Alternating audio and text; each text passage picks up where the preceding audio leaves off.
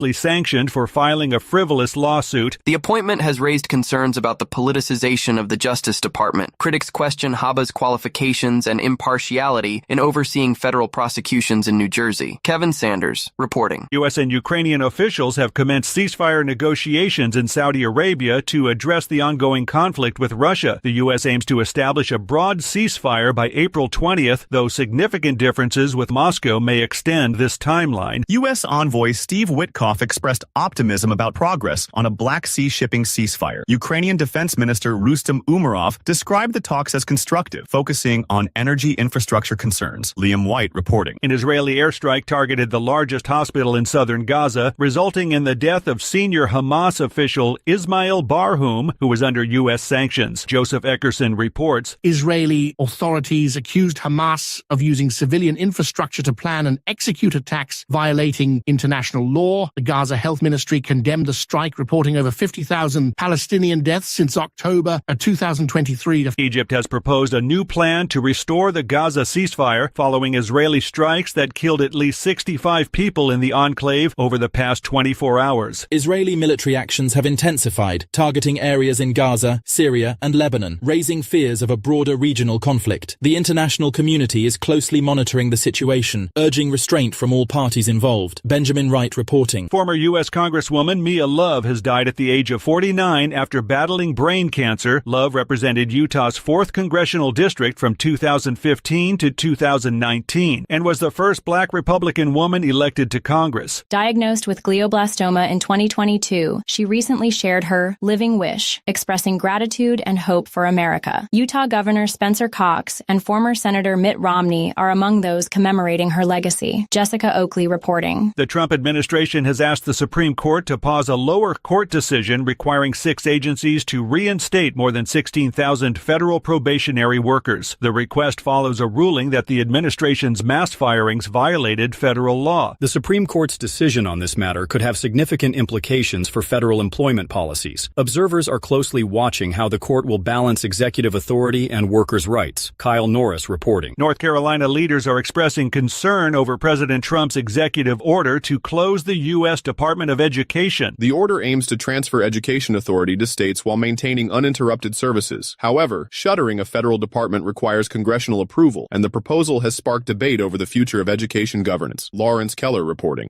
And that's the latest news headlines with Alan Edwards.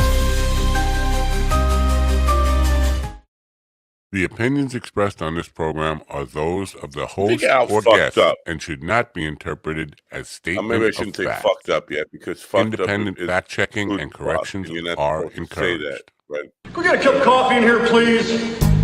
Early in the morning. I'm sorry again. I'm always sorry. I'm sorry person.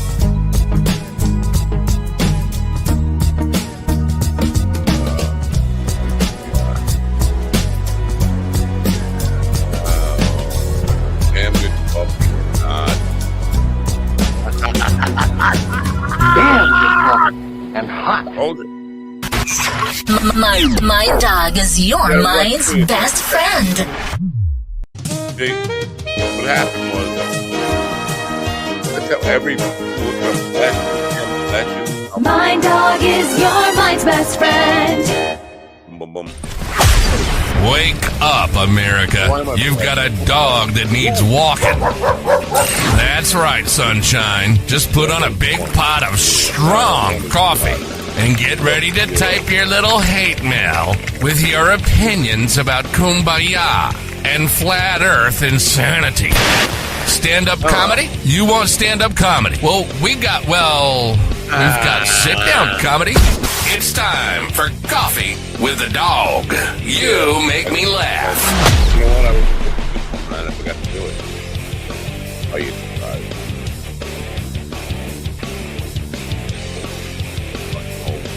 Gotta get rid of it. You got something fucking. You're supposed to wait like 7 minutes.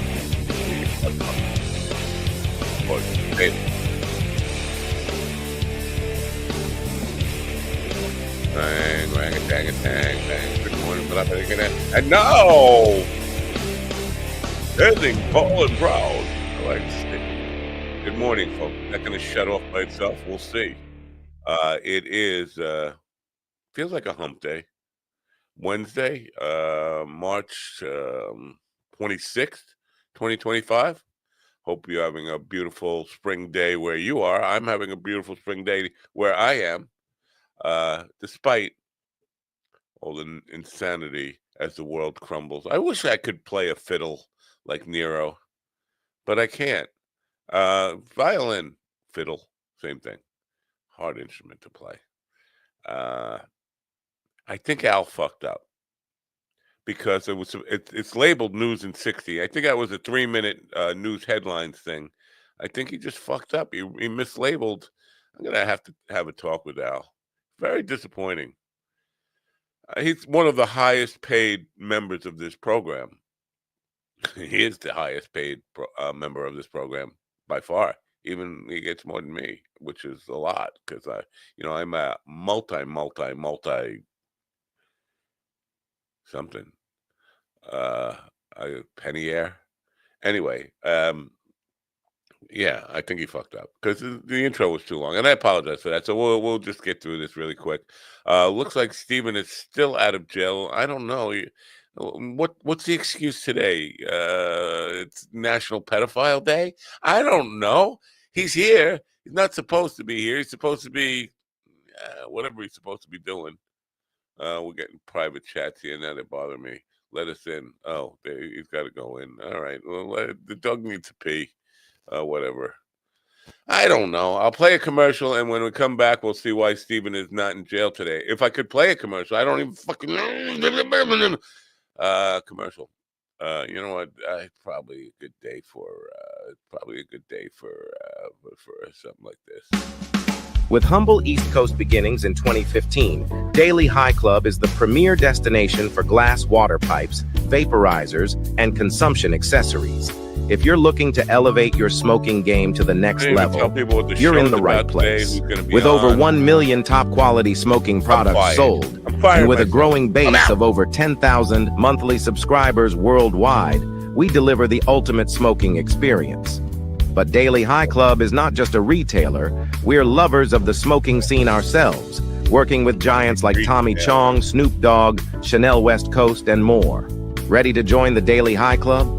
Let our experts curate your collection with our awesome El Primo monthly subscription box, or grab one of our fun and unique pieces from our smoke shop. Click the link in the description below this video to get this party started now.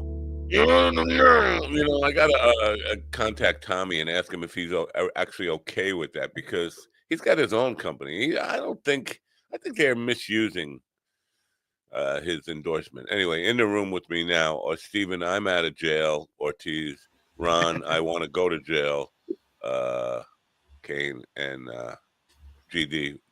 Give me all your money, or I'll take your flowers and run. Fenderson. Good morning, America. MyDogTV.com. Did I forget to write something for this morning? Yeah. No, I just ran out of time, and I just stopped giving a fuck. You too cannot give a fuck. But if you do give a fuck or want to give a fuck, come to MindDogTV.com/merchandise, and you can buy more fucks, and then you know what to do with. MindDogTV.com. Enjoy the suffering and support your local mercenaries. What we're looking at now is GD Uncle Sam, but Uncle it looks Sam. like RN looks like an M, so it looks like Uncle. Uncle. Uncle. Is he related to Steve Urkel? Yeah, it does. Not even close. Steve Urkel. Yeah, Steve. Steve Urkel did not want the N in there. He was like, no N. No N. But good news. President Trump, our great leader, is signaled that he's going to get behind reparations. Are you excited? For rich people. Huh? Yeah. Reparations for slave owners. No, reparations for January 6th terrorists.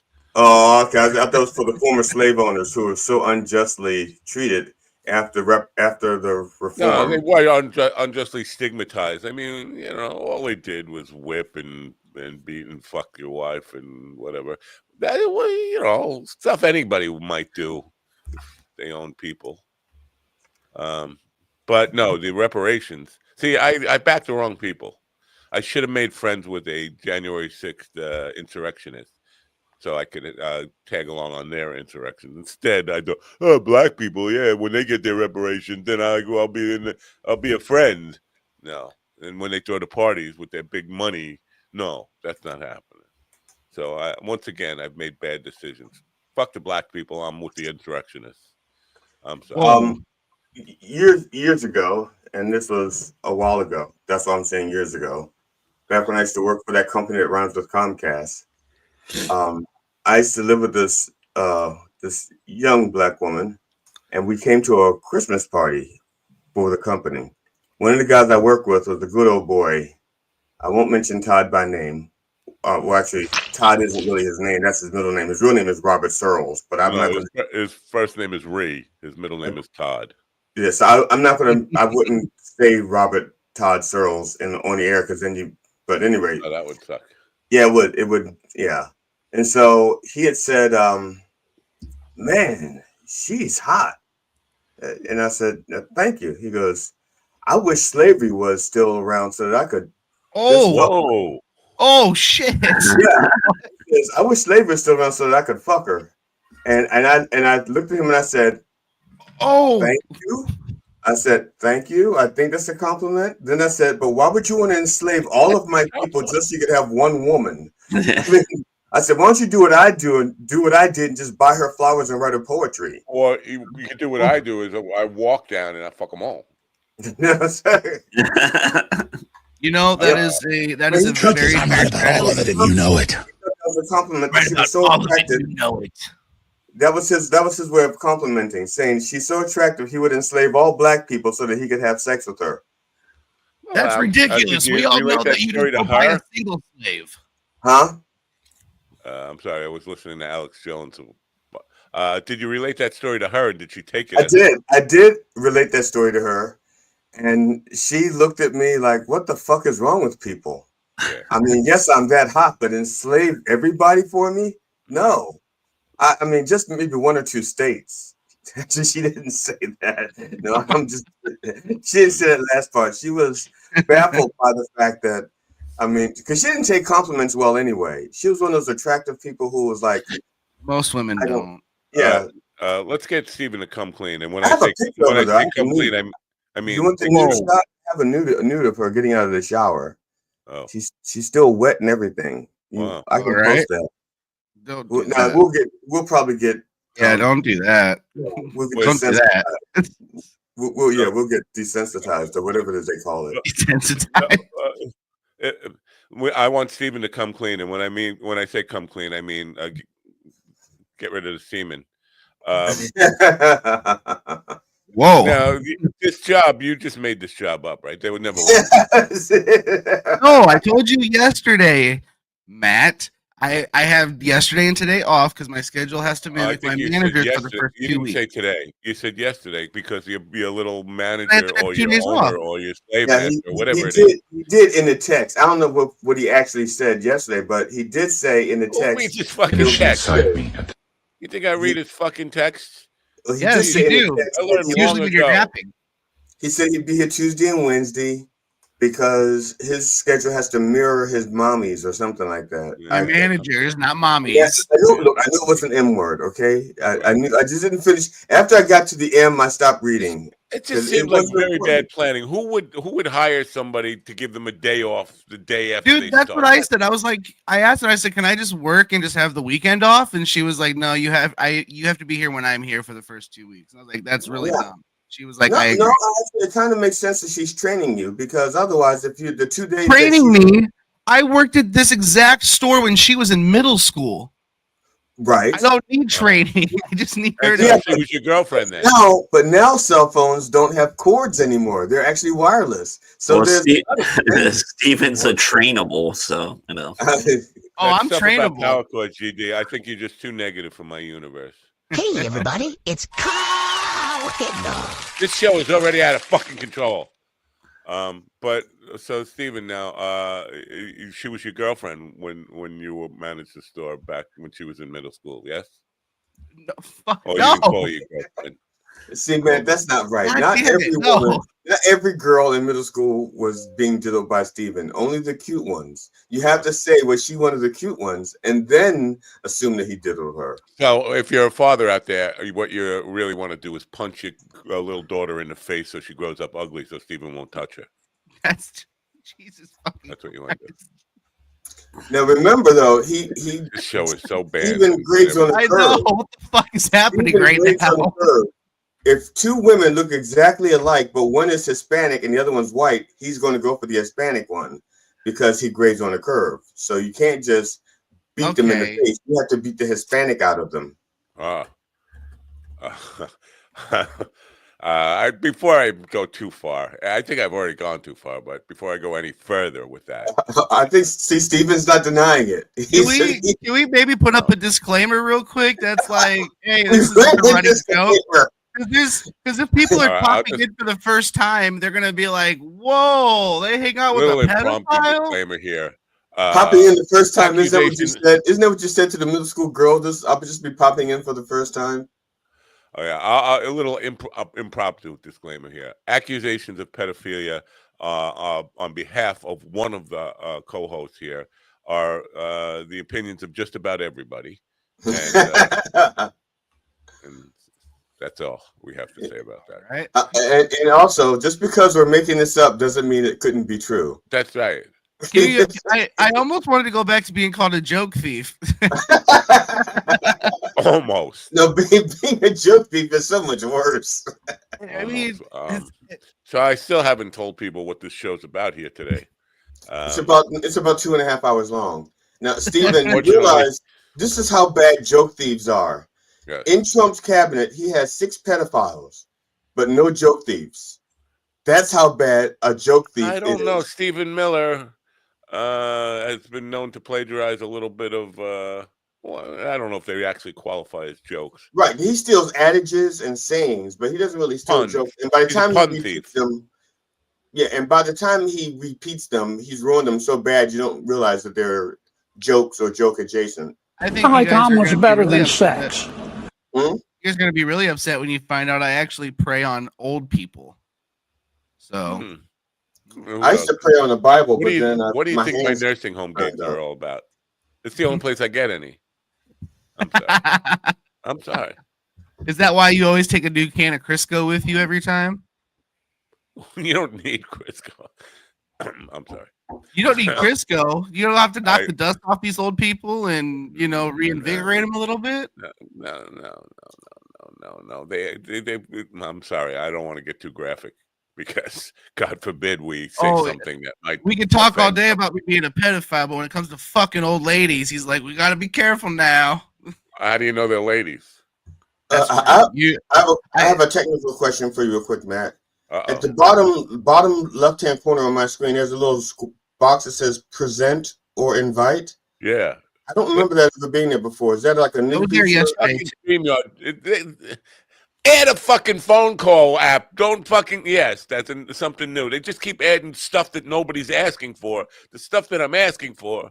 Oh, we don't know how to do that. Welcome to Boom the Corner, the only corner that you can get stuck in. Yeah, I'm tired of these people stealing my music, by the way. I should sue them. Every day I got a copyright thing. I thought you were going to make a baby oil reference. No, well, we don't use baby oil here, Jennifer. We're a Crisco company. We only use products that we have. Her name's Jessica, I think. Not, is it? Oh, Jessica. Yeah, Jessica. Call her Jennifer. Whatever. I think the Breck is actually German for rabbit. I think that's Jessica Rabbit. Roger Rabbit was on John Pavaramo tonight.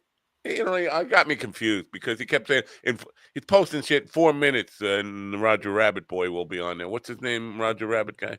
Anyway, that was last year's post because he does this every year around this time. So I went to look for Roger Rabbit, and there was no show on. I was like, "What the fuck's going on?" So today, so let people know, we're going to be about politics. There's no escaping politics, even though it's not like real politics. Francine Posner Ehrenberg is a former man. She's a major She's an attorney who was a major in the JAG. You know, the Army JAG office. That's what Senator Graham was. Lindsey Graham was a JAG officer.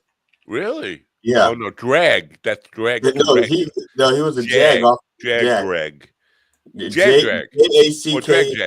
JACK all FFSIR. You know what?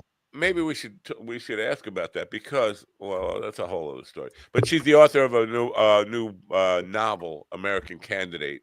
So we're going to be talking about politics, and I know that most of our people don't like politics. What are we going to do? What are we going to do? The author's book is about politics, so we're going to have to go there.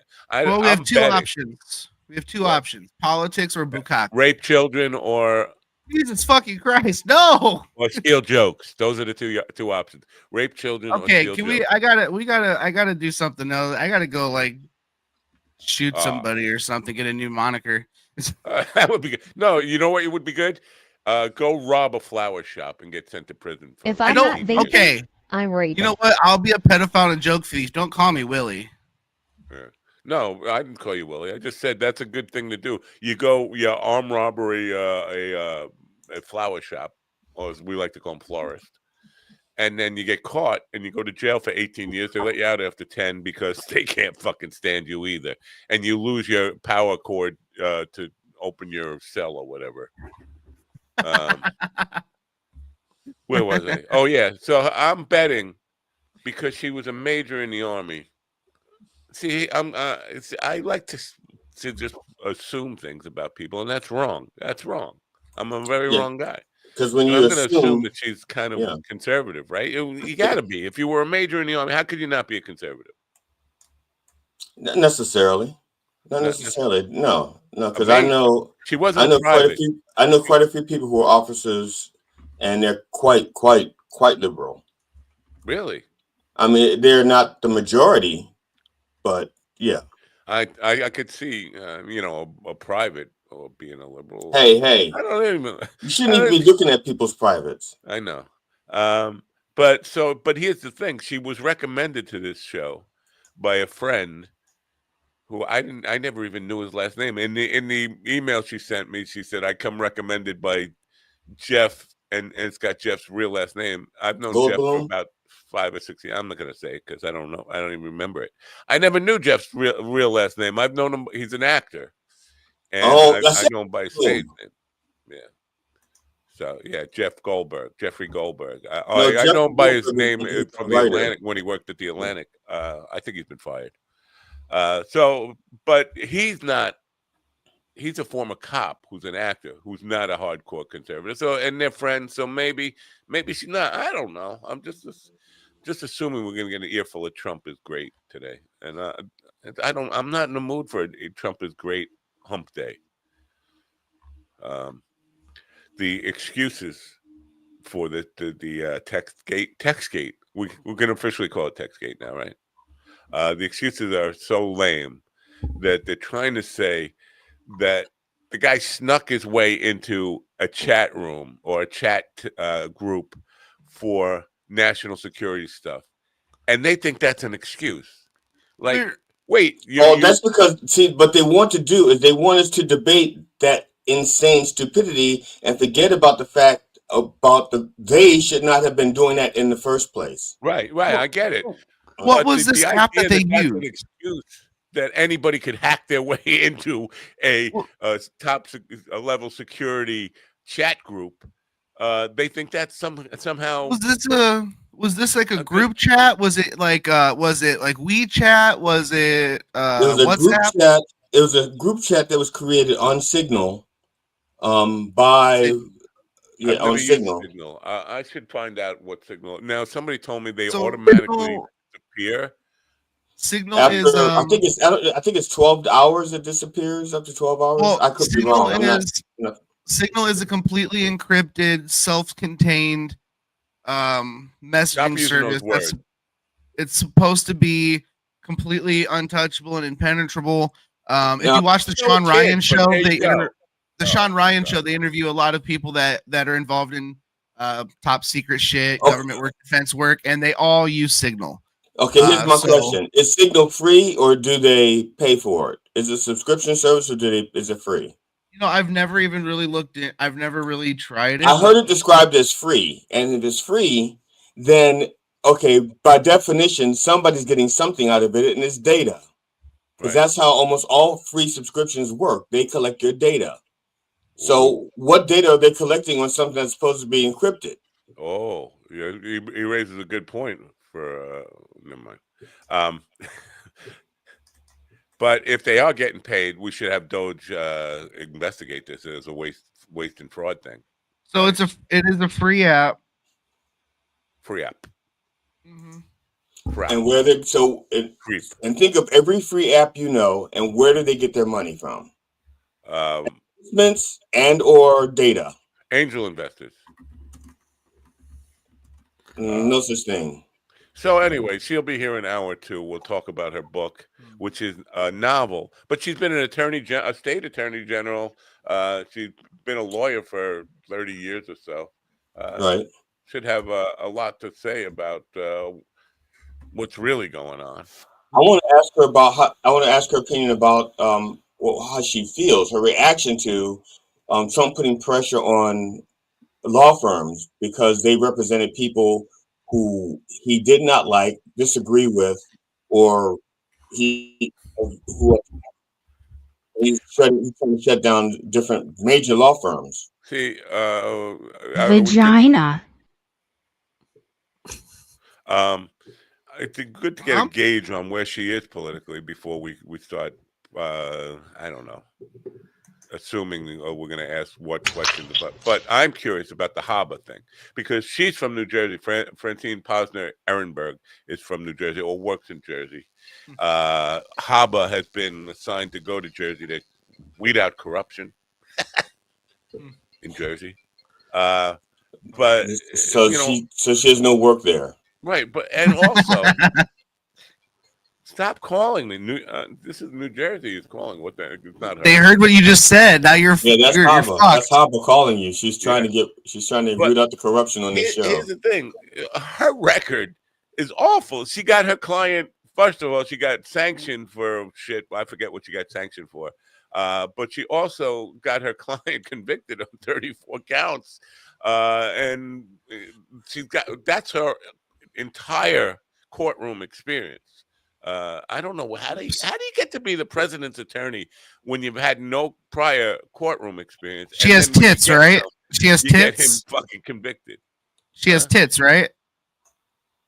Now there's a couple things involved with that decision. First of all, Trump had burned through a lot of attorneys because he has a tendency to not pay them. Right, not pay. So you're limiting the amount of people who will work for you. So mainly the people who are going to work for you are people who don't care about the law, and they have to not care about possibly being paid and be willing to take publicity and in lieu of payment.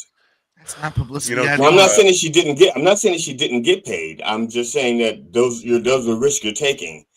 Because as far as I know, he only had one attorney who actually got paid in advance. I don't think he ever pays anybody. No, he did have one attorney who would not take the case unless he got paid in advance with the retainer.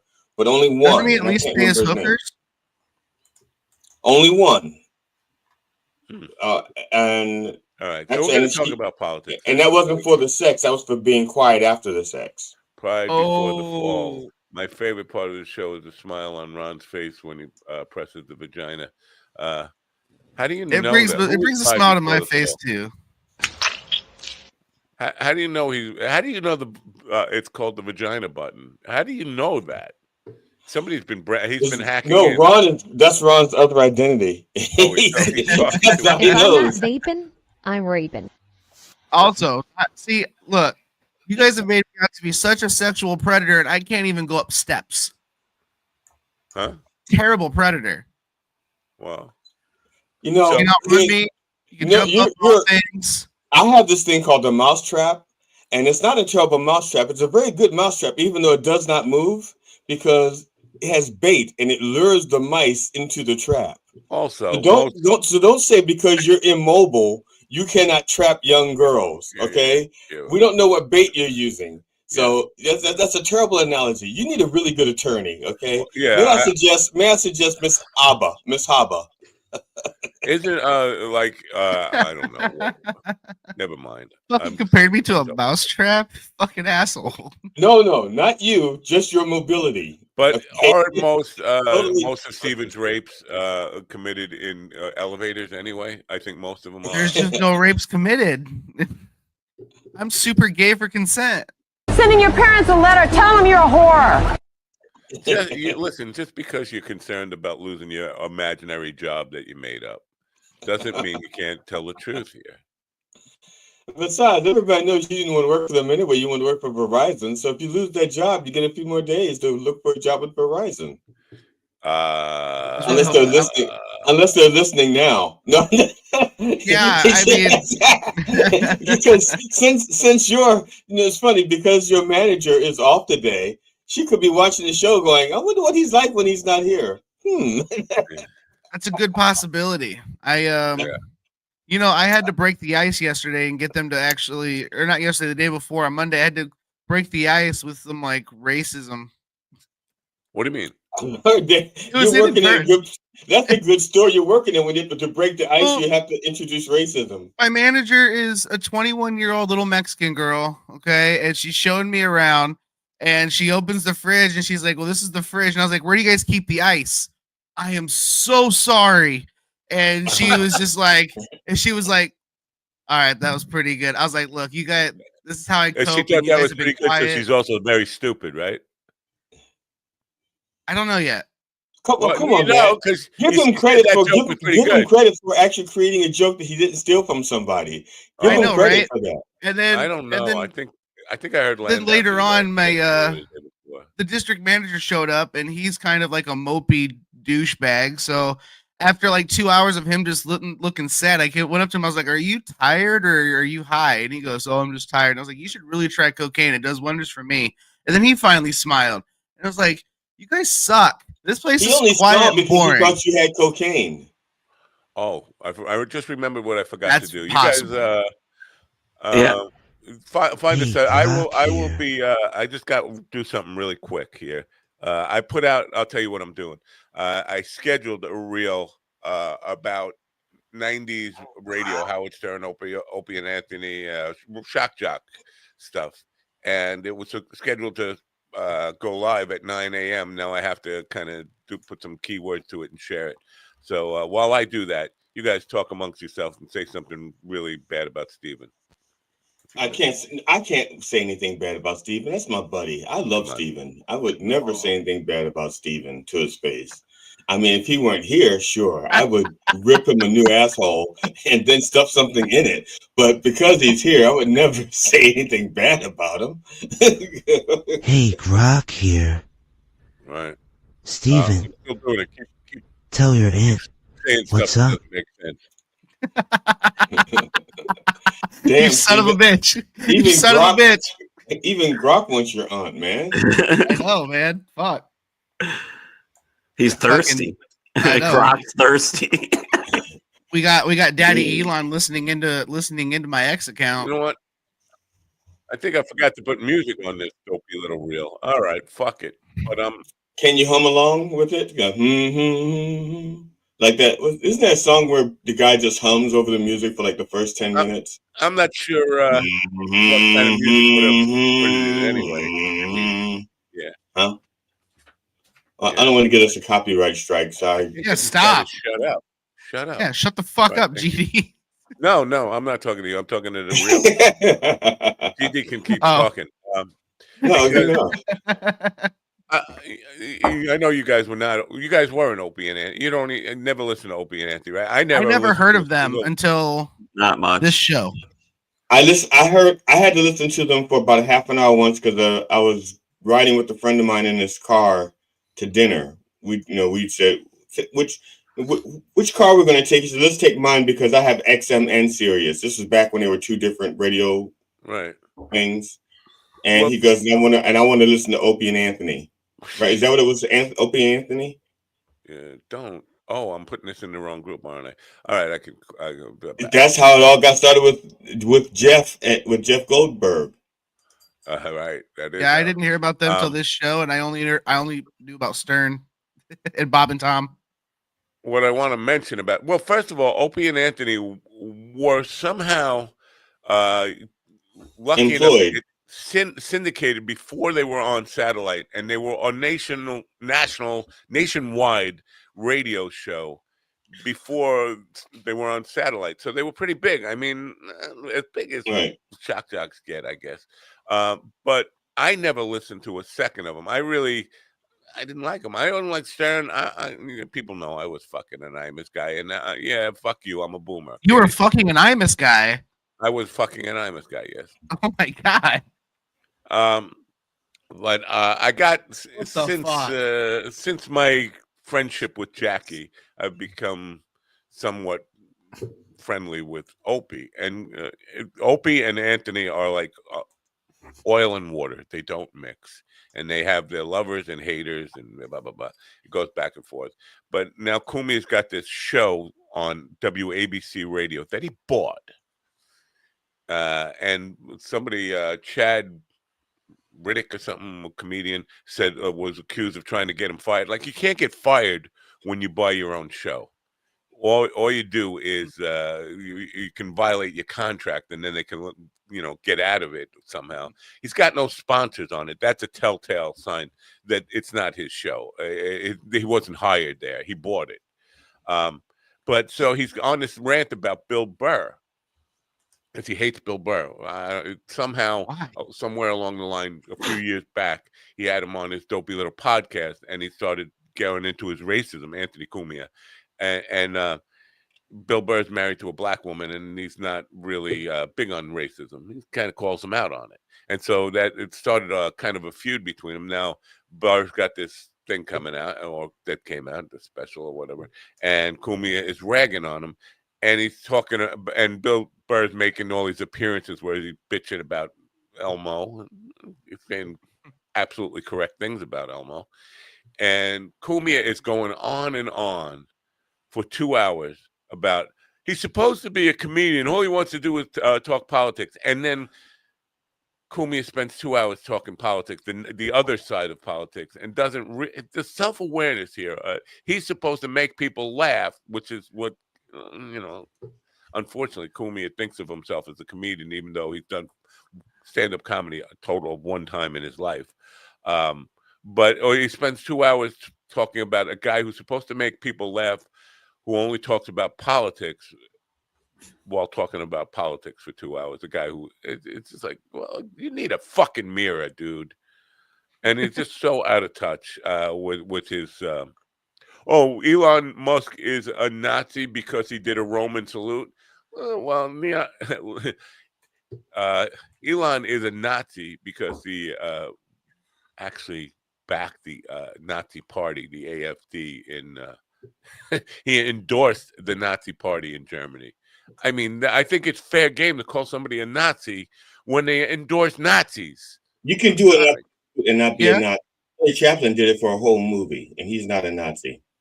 Yeah, but he did it tongue-in-cheek or tongue-in-ass or something, right? Could be. That would be Stephen tongue-in-ass. Well, I'm just saying, just because you did it doesn't mean you mean it. Stephen, but there's other things that... Stephen is an ass-eating pedophile joke thief. Sorry. But I'm sorry. Fucking A.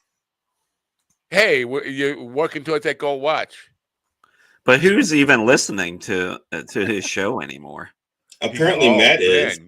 Well, the first week he was on, I don't know how many people actually listened on the radio. I think a lot of people listened to it after it was on YouTube a day later. But that's the only way. 600,000 people, which is a lot for because it's Sunday night at 8 p.m. on AM radio.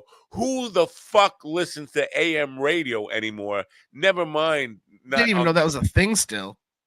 You see, Matt, now I got to tell the Reverend it's not a good idea, because he was just about to start an 8 p.m. Sunday night show on AM radio in Maryland. You know what? Now I have to tell him it's not a good idea. 8 p.m. Sunday night on streaming services such as this, and that's not a bad idea. It's way better than 9 a.m. to be honest with you. But on AM radio, it's completely different. Like AM Are you radio, saying? first of all, it's still got static, like from the 1950s. It's still got that static shit going on. And who has a fucking AM radio in their house to begin with, right? I mean, What's unless you go to a computer. Huh? What is an AM radio? It's a thing that little girls carry around with them and little boys. God damn it! Yeah, ever since he went through that racist bit with the woman on the street years ago, and that radio show dissolved over time because they both hated each other. I don't know. I think the only people that are left are maybe true diehards. Because here's the thing about that. Opie worked with the guy for 20 years. That was his first inkling that the guy might be a racist. That thing on this where he held the gun, he was chasing a woman, and he's since then that like getting fired from the station from that racist tirade on the street with that woman. That gave him license to just go fucking bonkers with the N-word and just fucking exposing his racism, proud and flying his racist flag high and proud. But you can't work with somebody for 20 years and not know what they are. That's true. So, I don't. When Opie tries to play dumb about that, like I never knew. I don't know if I didn't know this about him, but you had to know that about him. But I think here's what my thought was about this is that Fox News radicalized him. Because when he was doing the comedy stuff with Opie and Anthony on the radio, that was pre-Fox News. Then Fox News came out, and all of a sudden he's attacking black women on the street. I think Fox News radicalized him, made him a political asshole, like he's fucking ranting against. That's fair, because Rachel Maddow made you gay, so. Wow. I'm not. Rachel Maddow made me gay. Mm-hmm. Yeah, I would think. I just feel like nobody. Gay. I don't know. I just feel like nobody picks on her enough. Why should they? It's kind of like I almost speaking. I almost view Louis now kind of in that light, not because Louis is actually Louis Anderson. Yeah, Louis Anderson. So like Louis is coming to the Comedy Zone because he's announced that tour that he's doing with all the cities. So he's trying to get all these gigs together so he can either just make money or run that hour. And like they announced yesterday that he was coming to the Comedy Zone on Sunday for like one show. He's going to make a shit ton of money and do one show. And they announced it, but I was like, who cares? Who cares at this point? And that's kind of like how I feel. That's how I kind of feel like how I feel about Louis now. Is like, who cares? Unfortunately, that's the reaction to any gig I have is who cares? Which is sad. I mean, because there's always, there's still like within comedians is like, Louis is this, great comedian. And, he is very good at comedy. I mean, you cannot deny that. I mean, he's got a great body of work. But now I feel like he's just reached it's to the point now. It's like, we're still doing this. Okay. Yeah. I do think he's one of the exceptional comedic minds of my lifetime, my generation, whatever. But he's like everybody, you get old at some point. I've seen it happen it happens in rock and roll all the time where you just, oh man, he just doesn't have it anymore. It's not as often that you see that in comedy, but you do see some comedians that will stay in the game too long, and you can tell they're starting to get like me, a little dementia ridden, a little fucking too old for the game, and it's embarrassing in a way. Like you should have stepped out. It's not money, right? He's got enough money. Yeah, he's got enough money. He's not at that point yet, right? Where he's just like me, like just rambling stupid shit and having diarrhea, and nobody even can tell. Yeah. Well, ever since his jerking off in front of the women thing broke, and like his career is kind of like upward sideways, I guess, since that sideways. Yeah. Because that's because he leans to the left when he masturbates. But go ahead. Yeah, because as a comic, he does great things of like taking out the middleman and running everything through his site. So he's getting the ticket. Like that shit is phenomenal and it's great. But I don't know. I just feel now it's like, okay, you're a good comic. We know this, but what's everyone doing here now? Yeah, I don't know. So I don't know. I got to catch some of his latest stuff. It would be interesting to see if he's lost a few miles per hour off his fastball. Yeah, I mean, he's still funny. Like the stuff that he's putting out, I see the clips. It's just a strange feeling. It's not like he's not funny or anything like that. It just feels now like he got a weird cloud over his head. Like, yeah, maybe some of that. I seen him like 2 years ago because he came through when he was touring and shit. I seen him down at Magoobies. And yeah, he was funny. There's no doubt about that. But since that moment, since I've seen him, and I was like, all right, I think I'm satisfied. Yeah. I wonder what tickets go for him, like in a local comedy club. I know he's done government. $30. $30. Oh, really? $30. Yeah. $30. That's not bad. I mean, I think I paid more than that for a tell at Governor's. I don't know if he gets $30 at Governor's though. But yeah, we're in Pennsylvania where you are. Maybe that's what he got. But that's pretty good, I think, for a major headliner. Because major headliners, I've seen people here locally, $150 and up. Yeah, I mean, $30 a ticket. He's probably getting 90% of the door. Then the fee he probably charged them to come there. It'll be a good night for him financially. You know what's weird? Foxwoods Casino, which is in Connecticut, right across the sound. We take a ferry there.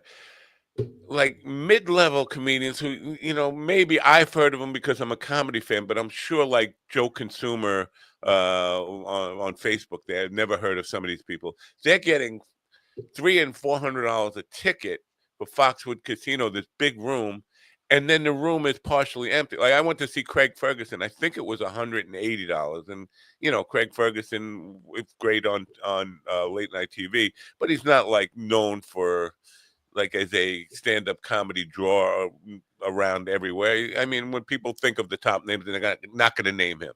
But $180 for two, and twice, I had to buy one for myself and my wife, and we went there, and it's a huge room that holds maybe 2,500 people, and like 400 people in it. So it's just weird. It's a weird situation. Like the space then feels too like you're in a stadium that's more than half empty, 3/4 empty. Just very. I have one question about that. Was that like during a COVID protocol? Only because there was a COVID protocol still in place a while ago. No. And I did a place that held 300 people, but they were saying because of the COVID protocol, they were only going to allow 80 people in there. Oh, this wasn't that. Oh, okay. I was just checking. I was just trying to give them the benefit of the doubt. Yeah, no, but I'm not picking on Craig Ferguson or anything. I think Foxwoods should put these people in the because they have more than one room. They don't need to use this fucking big, gigantic theater thing they have there. They have places that will fit 400 people, and it would be right and lower the price. What do you have to find? I'm sorry, but Nikki Glazer in the same room is $40, by the way. So that's going back to the AM radio thing just for a second. Ann out of California, she says, hi everybody. She says, AM radio, wow, I caught a baseball game on one last summer. The old transistor radios were cool. Yeah, that's what it's for though, baseball games. It's not for comedy shows on Sunday night.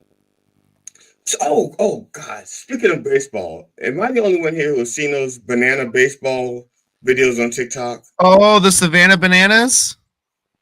I don't know what that is. That what it's called? I just saw banana baseball, and they're like doing acrobats and tricks. Yeah, it's like the Harlem Globetrotters of baseball. Yes, yeah. I was trying to show. Yeah, that's the Savannah Bananas. Yeah, they just recently sold out a massive stadium.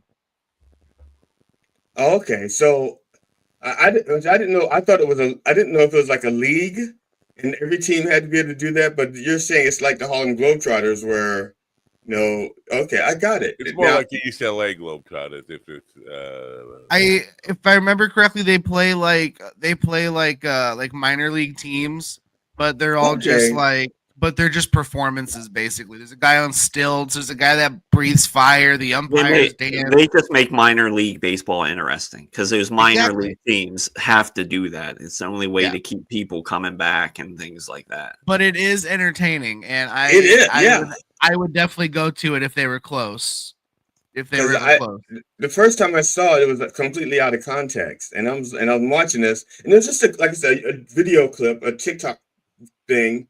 So there's no context; it's just there, and I'm like, damn.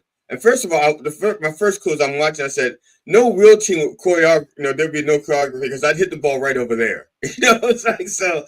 That was the first thing, but then I saw the umpire come out and do a flip. I'm like, okay, this is choreographed too well. But it was like the TikTok thing. And then the next time I saw it said banana baseball. Santana Banana, Geraldo Santana Banana. That's a Don Imus bit where I'm almost inclined to believe that no matter what we say, Matt's going to tie to a Imus bit. If we talked about grapefruit and somebody said Santana Banana. No, we said no. Savannah Banana. Savannah Banana. It's close enough. Eyes up, stroke down. I just thought I'd enter. No, he's stroking down. I just got a text message. It's bizarre. Please respond now on same number. If you did not request this, please contact us as soon as possible. This is the final reminder before processing. Thank you. Yeah, so don't click on that. Obviously, it's a scam. Portuguese. I hardly knew her. I love the Bible. My Bible has so many sticky pages that I have to use Vance's tongue to get the pages loose. Why are your Bible pages sticky? I forgot that one was in there. I was like, what is that? No, I watched that this morning, and that's why the button was a little sticky.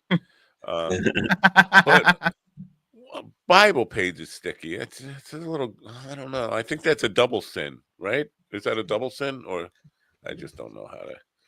But they don't even tell me on this text thing what I'm supposed to be requesting. If you did not request it, request what? They're just trying to scam you for money. Don't click on it. Did you do something to that? You changed that thing. That Bible eye thing. Open up that mouth again. No, he's always had a tongue. No, something's different. It's something different. He did something to that, right? It looks the same as it did yesterday. Oh, maybe yesterday I had the fingers like this. Maybe that's it. It's not that. I'm looking in the mouth. It's not the top thing. You're looking in the mouth. I'm looking down the throat. Yeah. Gag reflex. That's how the pages get sticky. Put it in there. I don't remember the inside being that white, to be honest with you. And I use crest strips. Oh, he also has a white background up this time. Yesterday it was brown. Speaking of brown, maybe the mouth was okay. Yeah. What? Did you hear the one about the two bulls? All right, GD, you can stop playing with your book now. Are you a retard? Who, me or him? Because we've already established that I am, but the tests have yet to come. I just have one more thing for it to do. Okay. I do have. I do have showbiz if you want to do that at some point. Yeah, I do. I want to. Let's. Is it time to get? We have the news at 10. Fuck the news. You know what? If you can't label the news right. You can't. I'm coming for you. You can't label news in 60 correctly, and you give me this 4-minute fucking news in 60. Yeah, Al. I thought it was going really long. I was like, maybe it was just slow. Like the music was just bad, and it just feel. It was like 3 minutes long. He just mislabeled it. He gave me a news in 60 that was actually a news. Maybe he meant 360. I got to reach out to Tammy. You got to get Tammy on the show. All right. God's coming for you. I'm coming for me. Let's do showbiz.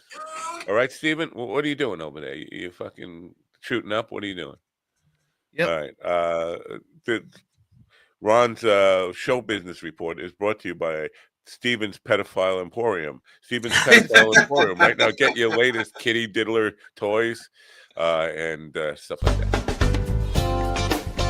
And now, bringing you the latest in entertainment news from Hollywood, New York, and East Bumfuck, Montana.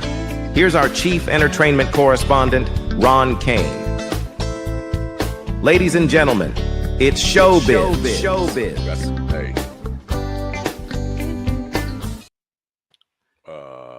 Hey everybody, it's showbiz. It is I think it's Wednesday, right? Yes, it's Wednesday. So make sure you eat at Minucci's because it is taco night. Vagina. Yeah, that's right. Come in and stick your face in some messy tacos and see what happens. What happened to our eat at Minucci's sound effect? Or it's gone. Welcome to Minucci's. Oh, there you go. It is not. Yep. So make sure you get the Minucci's for $1 taco. Welcome to Minucci's. Oh. So this is Mel Gibson, and apparently there's going to be a Passion of the Christ 2, The Return. This time it's personal, but apparently, yeah, he's going to make Passion of the Christ 2. And how do you make a sequel about this story? I mean, the guy's dead. What, do you come back and get killed again and resurrected? I mean, how do you? I'm sorry, it's just that. I don't know where the first one ended. I don't know. I don't know where the first one ended. Did the first one end with him in the tomb, or did it end with him after he's risen? Because maybe he's going to go back to like Pentecost or something. I don't know. No, I think at the end of that movie they were crucifying him. Yeah. Okay, yeah. Then they'll do the resurrection, and then the Pentecost and crap like that. That's low rent. And maybe Danny Glover will make a appearance. He'll move the rock and be like, "I'm getting too old for this shit." It could happen. It could happen. Joe Pesci. They always fuck you at the drive-thru. Yep. So this is Chapel Ronan. She was on some podcast or something just recently, and she was talking about being gay, and she likes to eat pussy. Apparently, that's what she said. Yeah, let's go, lady. I'm right there with you, man. Let's go. Let's do it all day. Like omelet's better than sex. Now, Damn right. Why does that appeal to you? She's not you. You don't get to see. I'm just saying, I agree with her. I think it's a fantastic thing to do. It's something that can be done for hours. Yeah, that doesn't make her a bad guy, but I'm not interested in watching her eat pussy. That would just make me hungry for. Well, right. Yeah, I don't disagree with that at all. That's generally why porn doesn't do anything for me, because it just makes me want to do it more. It doesn't help me at all. So the truth is, I'm right about all of it, and you know it. I know. You know it. I know. So she likes eating. So the Final Destination Bloodline trailer came out the other day, and yeah, it's as ridiculous as always. And like, I don't know if it's supposed to be a horror movie or like a comedy of errors, but every time they set up like these death scenes, it's like so many. Like there's ice and glass, people getting run over by lawnmowers because they trip on a. It's kind of like there's a movie called A Million Ways to Die in the West, and they're like having all these accidental deaths. That's what Final Destination kind of reminds me of. Yeah. So if you're interested, this is going to happen. I'm not interested. What if I'm not interested? I don't blame it. It's another reboot, remake. I can't wait till the Passion of Christ 9 comes out. Yeah. Well, actually, they should bring back Passion of the Christ with Final Destination and merge the two movies together. I would go to see that. So this is Ben Affleck. And he has said that the Batman movies were excruciating to make. And he said also at the time when he was making them, they were too old because he said his son was scared to see them. So if you were hoping he's coming back as Batman, it's not happening. It is not happening. I was hoping he'd come back as Good Will Hunting 9. Is Good Will Hunting 9 in the everything's on the 9th version of the movie. But I'm not sure if you've ever seen the movie Jay and Silent Bob Strike Back, but there is a scene with Matt Damon and Ben Affleck where they're making a sequel to Good Will Hunting called I gotta Hunting see that. Season. Yeah. You look up that scene. The scene is called Hunting Season. So good, dude. Oh, it's such a classic. So that's also, I'd like to see him in Armageddon 3. I want to see him in Armageddon It On. Are you getting it? So Seth Rogen has a new show out on Apple Plus. I'm only mentioning this because I still have a free trial run of this service. But his other comedy show on there called Platonic was very good, and I'm hearing good things about this. It's called The Studio. Seth Rogen was on Stern this morning talking about this and like the inspiration and things like this. And he was talking about early on when him and Evan Goldberg were making movies.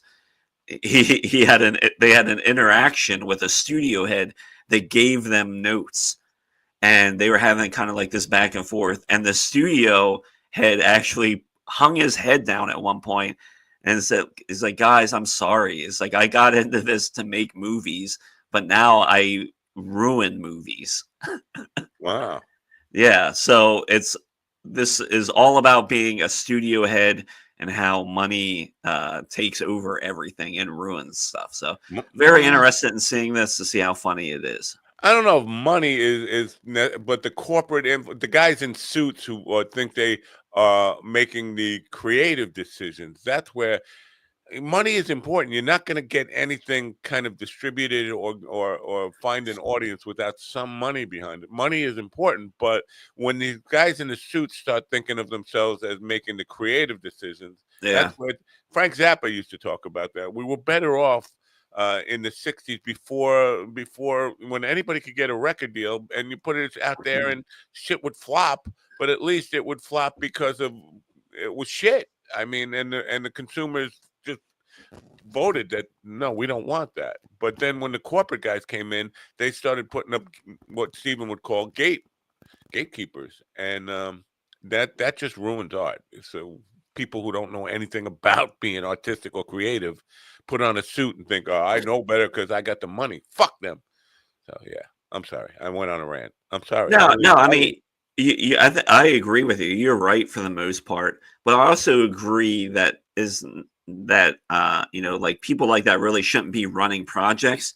But I also think some of those people are important because I think sometimes you need someone with an outside perspective to step in and sometimes tell the artist, all right, you need to dial this back a bit because it's looking messy.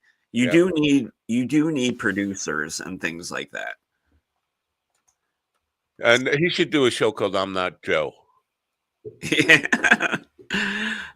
So the Snow White Action Live remake dropped this past weekend, and it made 42 million here and 87 globally. They spent 100 million to make this movie, and some people are still calling it a flop. I don't. No one's fucking happy. So just wow. Yeah, either you like this or you don't. And I'm not happy. And that was just last week, right? Or in 10 days or something. Yeah, and sometimes it's like grown white guys that are upset about movies like this. It's like, dude, why do you even care about kids' movies that much? Yeah. Don't know. Here's something. Toy Story is 30 years old. Oh, holy fuck. Who would have thought? Oh, my God. 30 fucking years old. This was... Go ahead, Steven. I feel like I was much older than that when it came out because that's wild to me. I feel like I was 7 or 8 when that came out, not 4. Yeah, like, 7 or 8 when you saw it. I remember seeing it in theaters. That's why I remember it. I think that was when you were 23 and you first thought like it was having a re-release and you thought, well, there might be young girls there. No, at 23, I watched it on Netflix, I think, when Toy Story 3 came out. I was just trying to call you a pedophile one more time. I had about... Yeah, I know. What the fuck? I'm sorry. I had about 15 or 18 Buzz Lightyear action figures because each one did something different. Dude, so So this sounds super pedophile, which is fine. I don't like the man, but my hot aunt's husband used to collect toys when they first met. Right when he moved from Brazil, he brought his toy collection, and he had like 200 Buzz Lightyears. Wow, it was so okay. creepy. I only had a little over a dozen. It was ridiculous. He had literally a bedroom full of just like Tickle Me Elmos and Buzz Lightyears and all this shit that people wanted, and it was ridiculous. It was so creepy. I'm a Tickle Me Napa. I know that when I was in my 20s, I used to find toys that were really, really cool because I didn't have cool toys as a kid. You know, most of our toys were like use your imagination. And so I would buy these really cool toys, use them once or twice, then pack them back up and donate them to like Toys for Tots or some charity. You know, when you're the child of a degenerate gambler, sometimes that happens. Like Christmas, I remember one Christmas I was very young. My father brought home a complete music recording system. You could actually make and press acetate music records at home, a drum set, guitars, all that stuff on Christmas. It was like we were rich. And then I came home from school right after Christmas break ended, went to school, came home, and it was all gone. He had to fucking hock it back.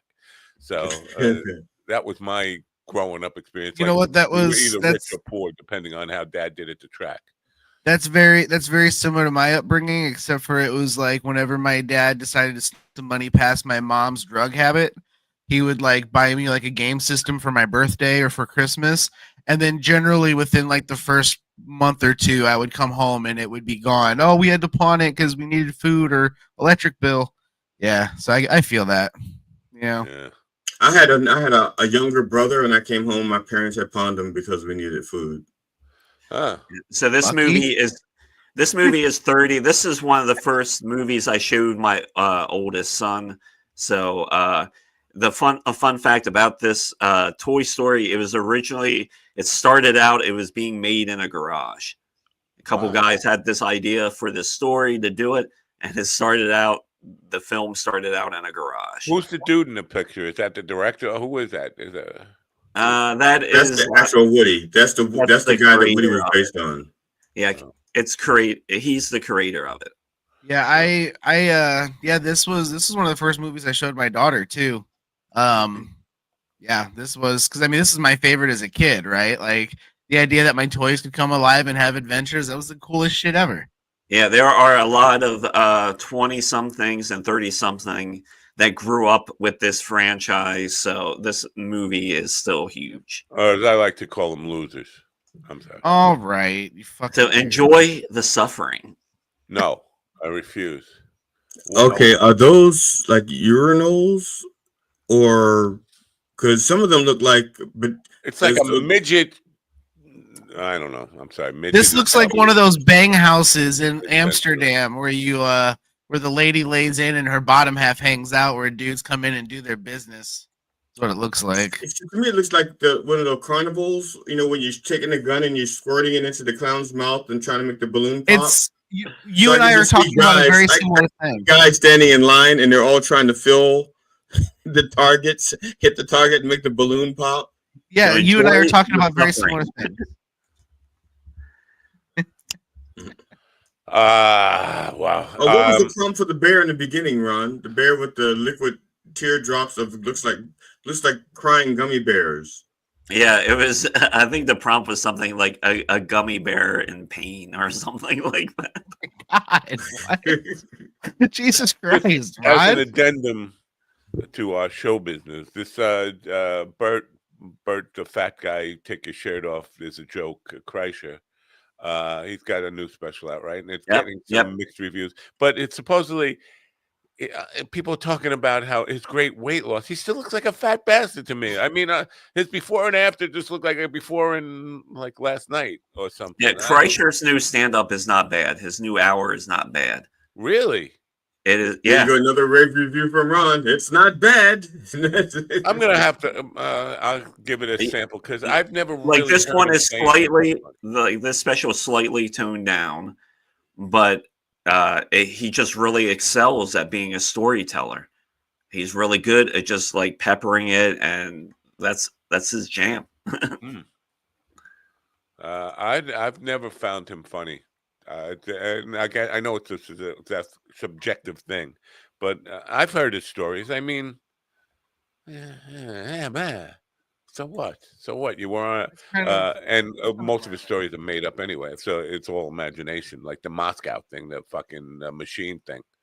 That's not true. He didn't even know what side of the road they drive on. You would know that if you were there. You don't forget those things. You know what side of the road they drive on. When asked about that, I should know that. Yeah, you should if you were there. That's not, you know what? There's no crime in that. If it's comedy and you're allowed to make shit up, but he swears it's all true, and that's where the problem comes in for me. But I don't know. It's probably just a personality thing. I don't like him.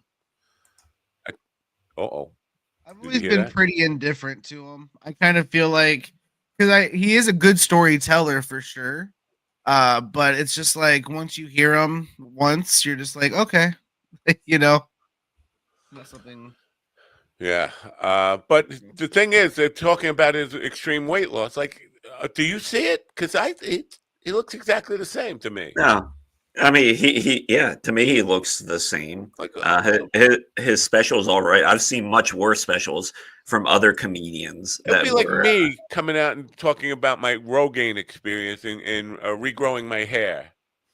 What? Now, I thought most people were talking about his dog story that is in his special. Oh, I didn't hear about the dog story. Tell me about. He's got a story about when they had to put their one dog down, and it's funny and it's rough at the same time. Yeah, you know what? That will definitely win me over. I'm a dog guy. I can't. Oh yeah, I just want to mention this quick. I found out yesterday my oldest son, it's a dog? and his family had to put down their rescue dog Ellie yesterday, and they only had her for 2.5 years. She was such a great dog. She was a rescue pit bull. She was so loving. Like every time you would go over there, she would just run right up to you, sit next to the couch, and say, like, pet me. But yeah, she was a little sick, and they took her to the vet, and they found out that she had really bad cancer. So they had to put her down yesterday. That's young childhood dog cancer or something. Yeah, I think in all she was maybe 4 years old, 5 years old. How long was she smoking? Yeah, I don't know. But actually, that would be 28 in dog years, so it's not childhood dog cancer. So as bad as that is, but at least for the last 2.5 years, they gave her a very good home. So that's nice. So, yeah, it's always tough. It's weird. It's weird when you got when it comes to that moment and you got to ask the vet to put your pet down. It's harder than putting my mother down was easier. To be honest with you, putting it down. We didn't put it down. We didn't say take her in the back and cheer. We didn't have my mother euthanized, but we didn't. She refused care at the end. And I know. I cried harder for when my dog died and when we had to put our cat down. More for them than I did for any member of my family, with the exception of my aunt. My aunt, I did cry hard. So it was my aunt first, then my cat and dog, then my turtle, my lizard, and then family members. Yeah, and I think it's just because animals just most of the time just don't give you any bullshit. They just we project onto hang them. out with you. Yeah, they hang out. Talks about what his dog's last day or whatever when there was no saving his dog, and basically I think what he did was great. He knew what the dog loved, and then bacon. And they just made him like 2 pounds of bacon and you know what? He's on his deathbed. Let's just let him do whatever makes him happy for his last moments on earth. That's the way you should. You can't do that, but like with our cat, we couldn't do that because our cat, his favorite thing to do was to kill things. And in his last moments, he was too weak to kill stuff. I mean, we could have brought him something that was half dead and let him kill it for him, like let him watch. Like, yeah. This is for you. Just put a little smile on the cat's face. Yeah, he's like, thanks, Dad. Francine Posner Ehrenberg is in the back, and she's saying, what the fuck did Jeff do to me? Get me on this dopey show. I'm out of here. I'm on the bet, or right now she's been triggered by a memory of a pet that she had, and she wants to tell it. Well, I have to read a brief introduction, and then we'll meet her. Even though our Stephen has run away on us, I could just put her up in his rolled away.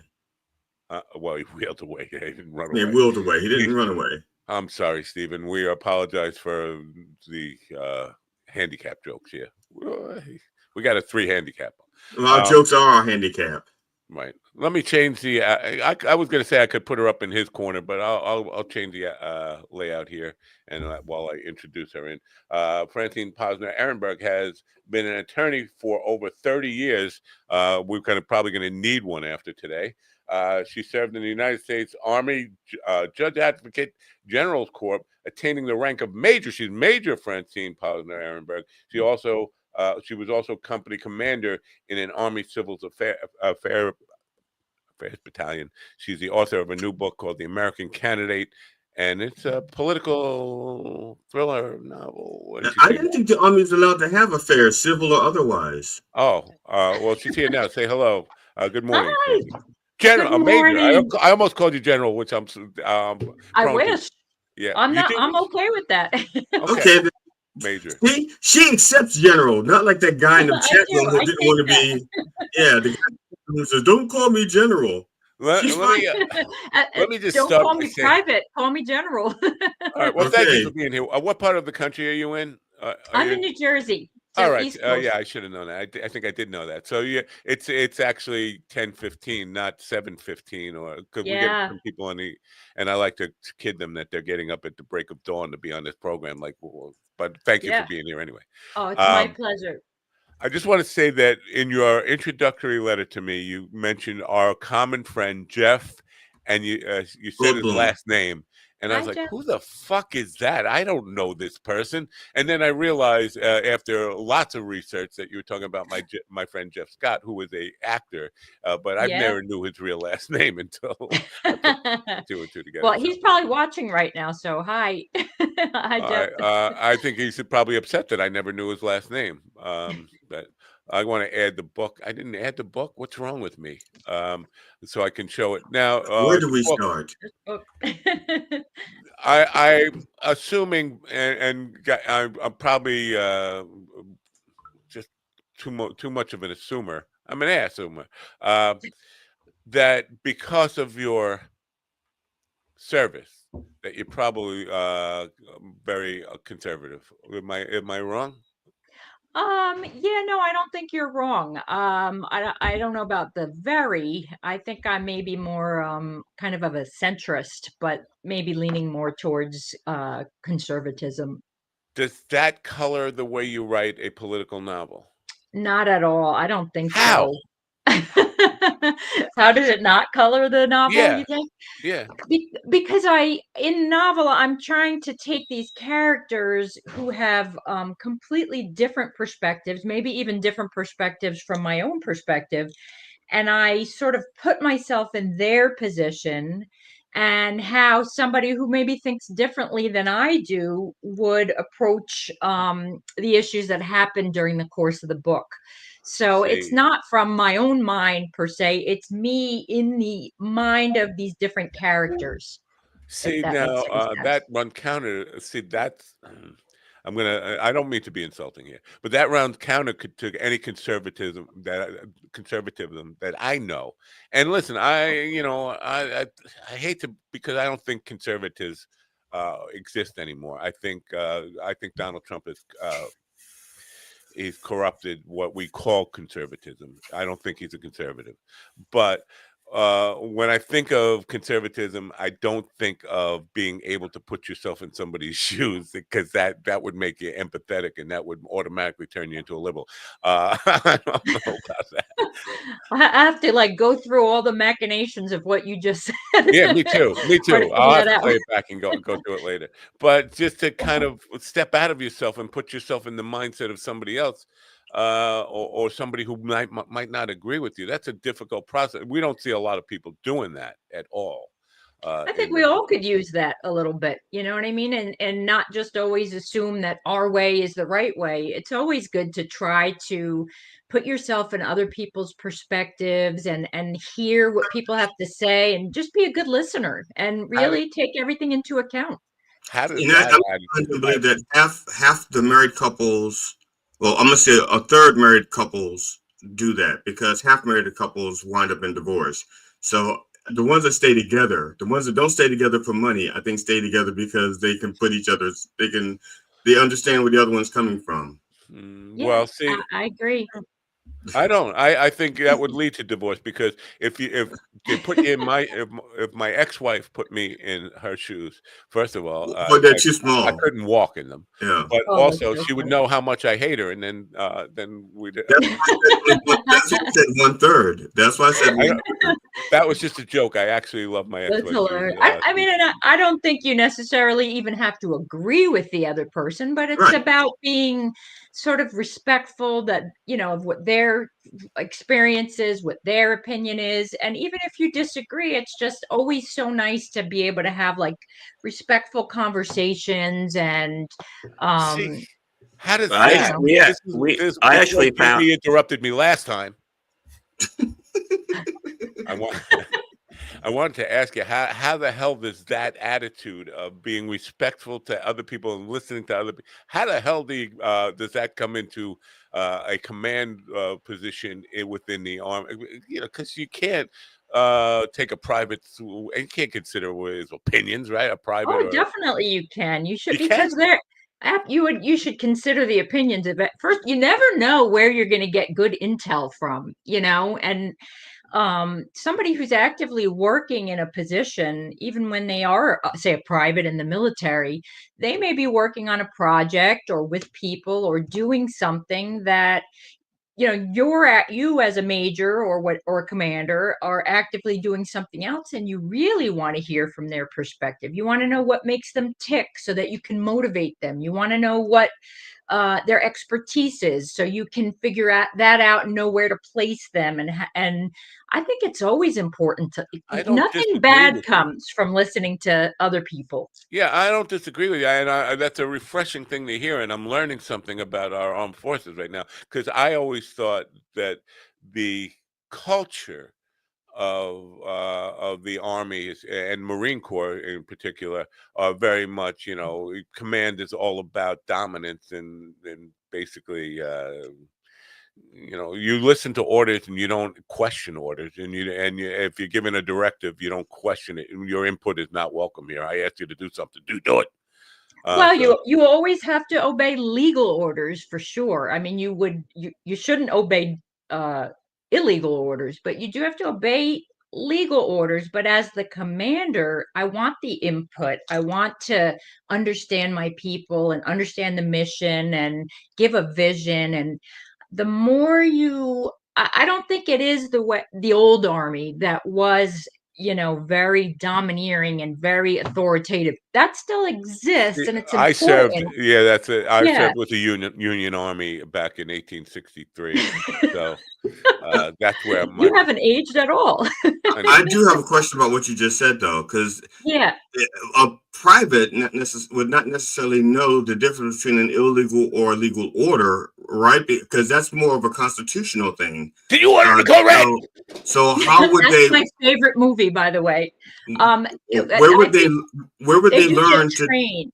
I mean, they get trained in understanding orders in like I used to teach courses on the law of war in particular, so they would come to understand, your rights and responsibilities, say under the Geneva and Hague conventions, and what you are required to do, what orders you're required not to follow.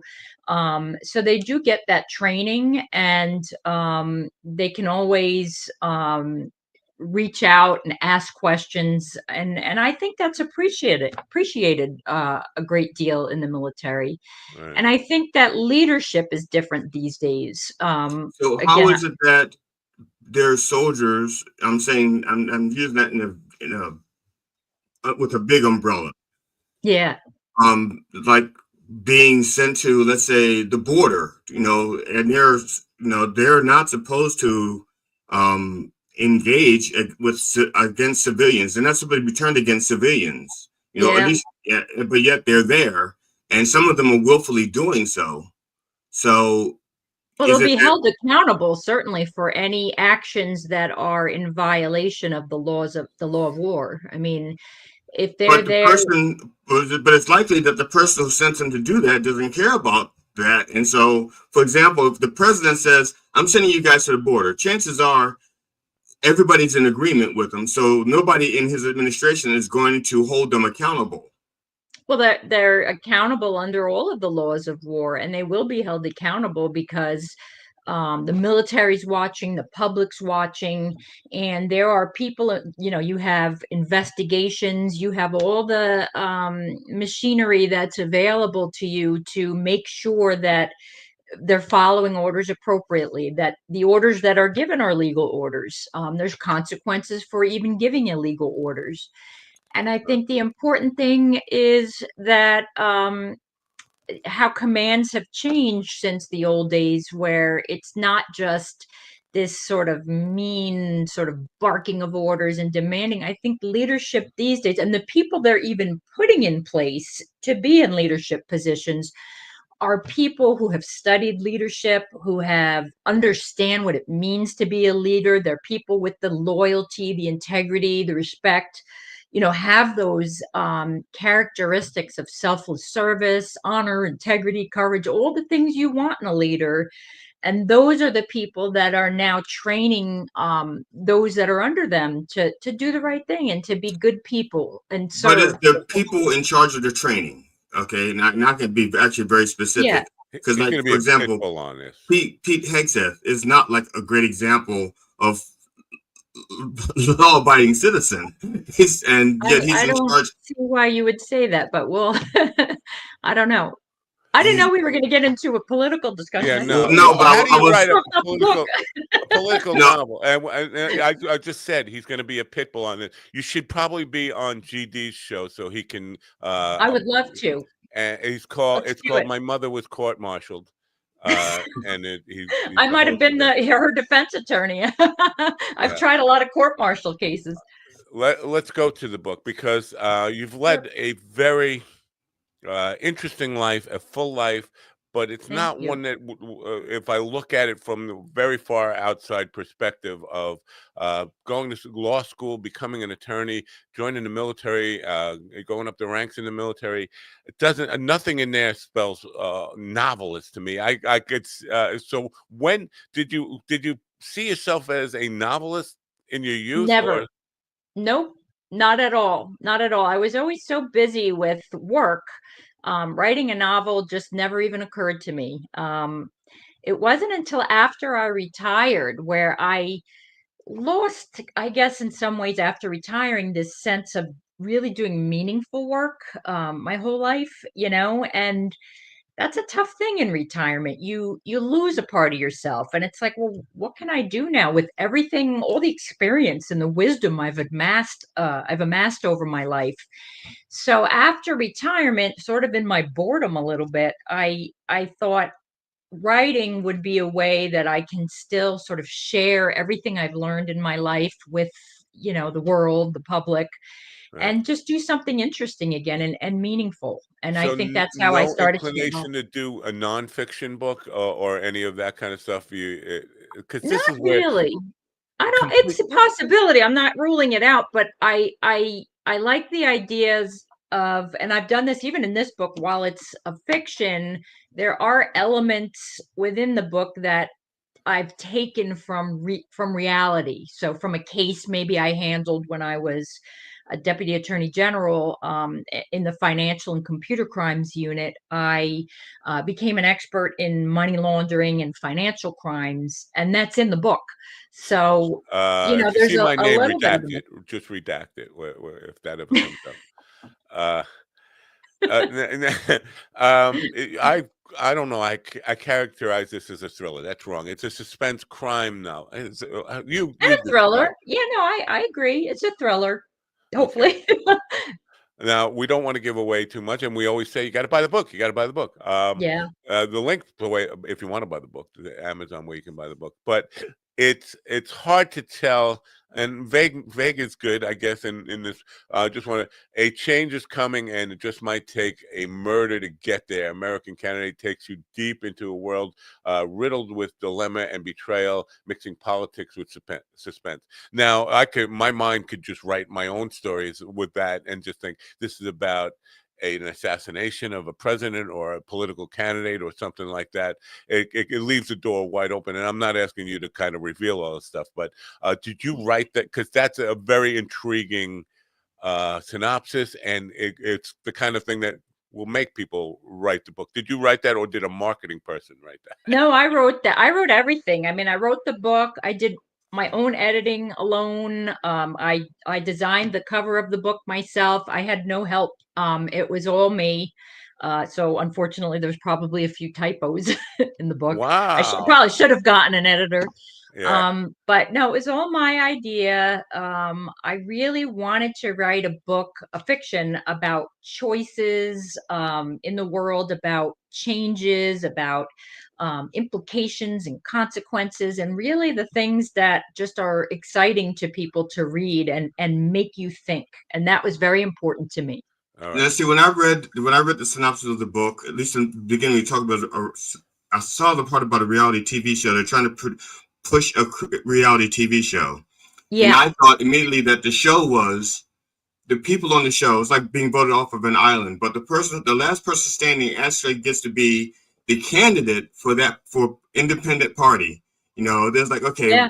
And then, so like they're going through all these little things. And so the final person, the winner, they're the nominee for this independent candidate, to run for president. And that was what I created out of what you wrote. Yeah, I think you're right. I mean, I envisioned it almost like an American Idol scenario, where they have these singers come on and the audience and the public can vote in a way for who they like the best. In a way, that's kind of how the show works, where if you think about our political system the way it is now, the people that we vote for are people who are extremely rich and wealthy, and they had the money to run for a political position to be president. But the show takes anybody. There could be people who don't have that kind of money to be able to run, but they have all of the characteristics that we would all want in our president: the wisdom, the integrity, the intelligence, all those things. And it gives them a platform where they can compete, even if they're not a rich person, and prove that they would be the best person regardless of funding. Because once America votes week after week, they hear them debate, they get to talk to them about their views and how and different scenarios and what you would like to see in a president. And each week America votes, and at the very end, last man standing, exactly what you said, gets that funding from the network to really run in a real election for president. Wow. Now I have two questions about how many candidates do they start off with? No. I don't know that I ever said specifically within the book. Okay. I think it's just anybody could come and sort of try out. And then it really is formatted a lot like American Idol, where there's judges and the judges are like political pundits, really expert, former judges, people with a lot of knowledge. And the panel itself of judges initially, before America calls in and starts voting, The panel are people with real expertise and intelligence, and they ask questions. They maybe put candidates together to debate, and the judges chime in, and there's controversy there between judges, and eventually there comes a part of the show where America starts calling in and people get knocked off the show, and then there's like the last few standing before final decisions and votes. Here's my problem with it, and I mean, it's fiction, right? But kind of fiction. Kind of fiction, yeah. I think, first of all, I think the American public they're not really educated in any of the issues there, and personality often is the winner. And so I'll come back to Ronald Reagan. I think, politics aside, I think Reagan being an actor first set the stage for this. And then we started thinking, well, we need business people, and Ross Perot started running. And now the Democrats are thinking about running Jon Stewart. It's like, this is not where we're intended to go. The cult of personality. Not seriously thinking about it. Not seriously thinking about it. Well, part of the novel, and what I love about it, is the consequences of that. Like, so if you do have, an American public that's not well educated, what will happen if something like this happens? I don't necessarily thinking the same thing.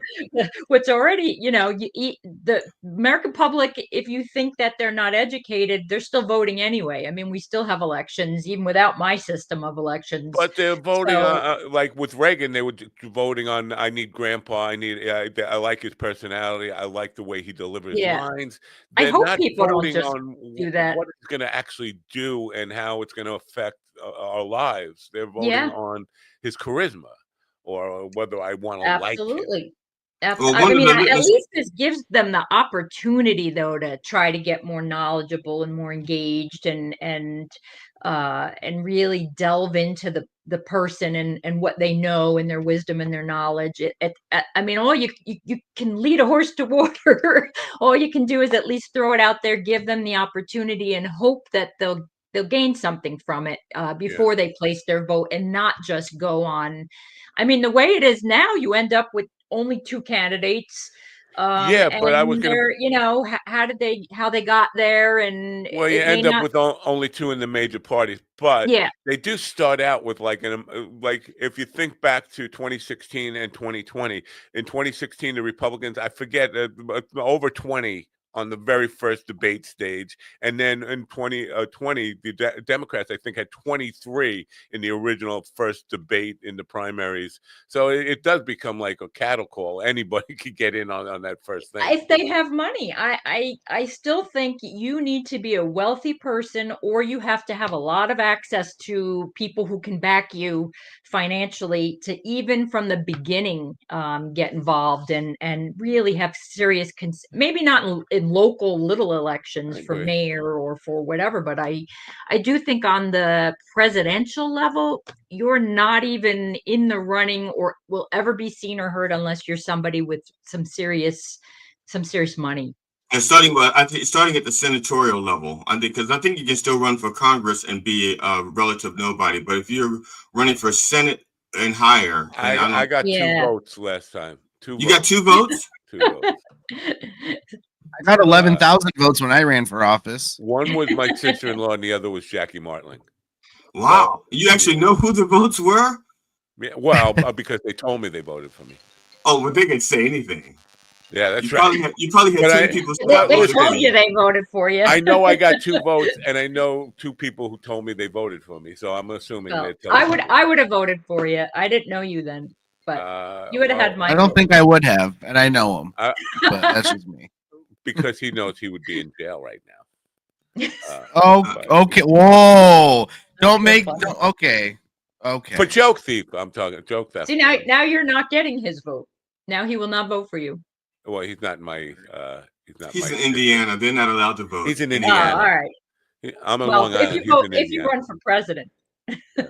Well, here's the thing: if somebody has enough charisma in those debates, you're going to get a multi-millionaire, billionaire, somebody throwing their money behind you. Anyway, I don't think you have to have your own money. That could happen. Yeah.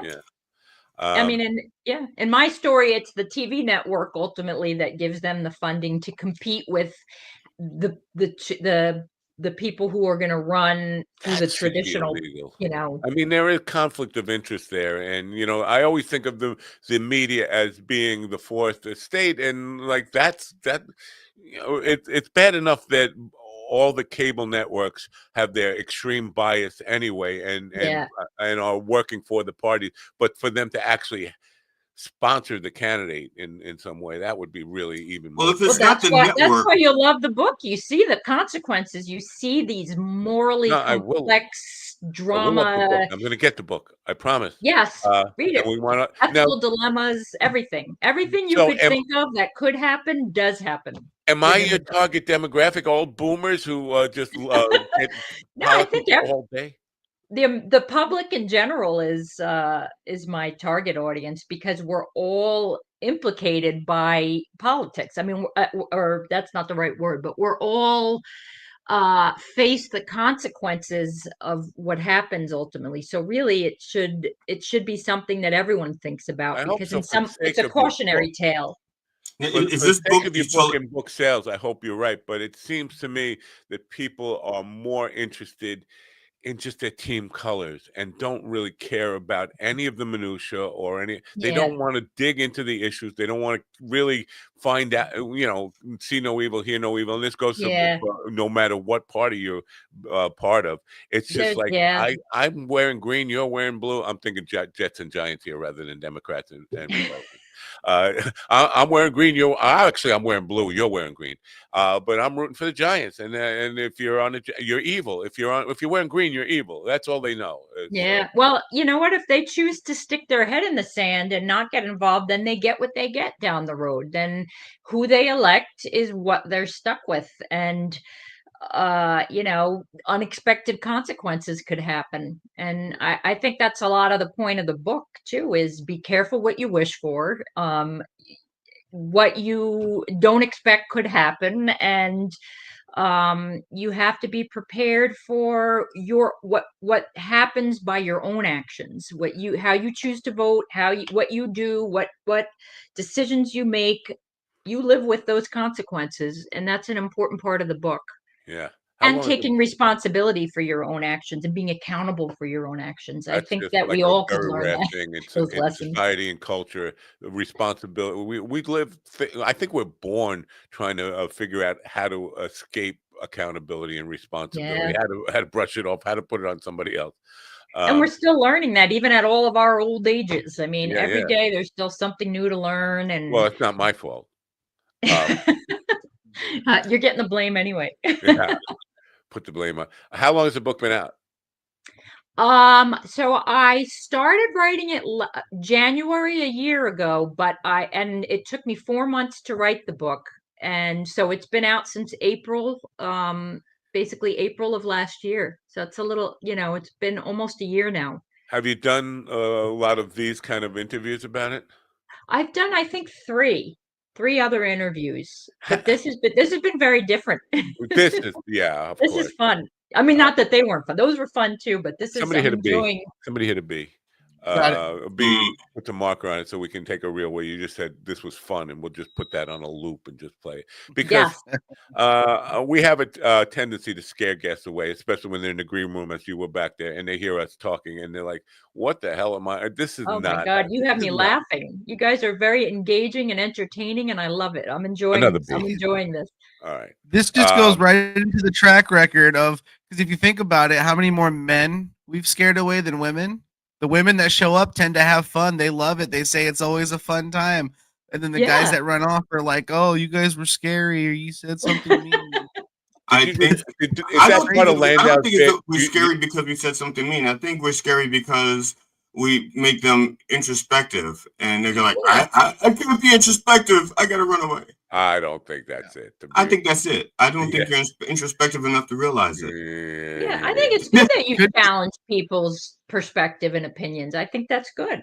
Well, that's fair enough. I just want to point out that that complete sentence there that Stephen just uttered. And Landau was saying that on Blaze TV last night. He just lives to steal Landau's words out of his mouth.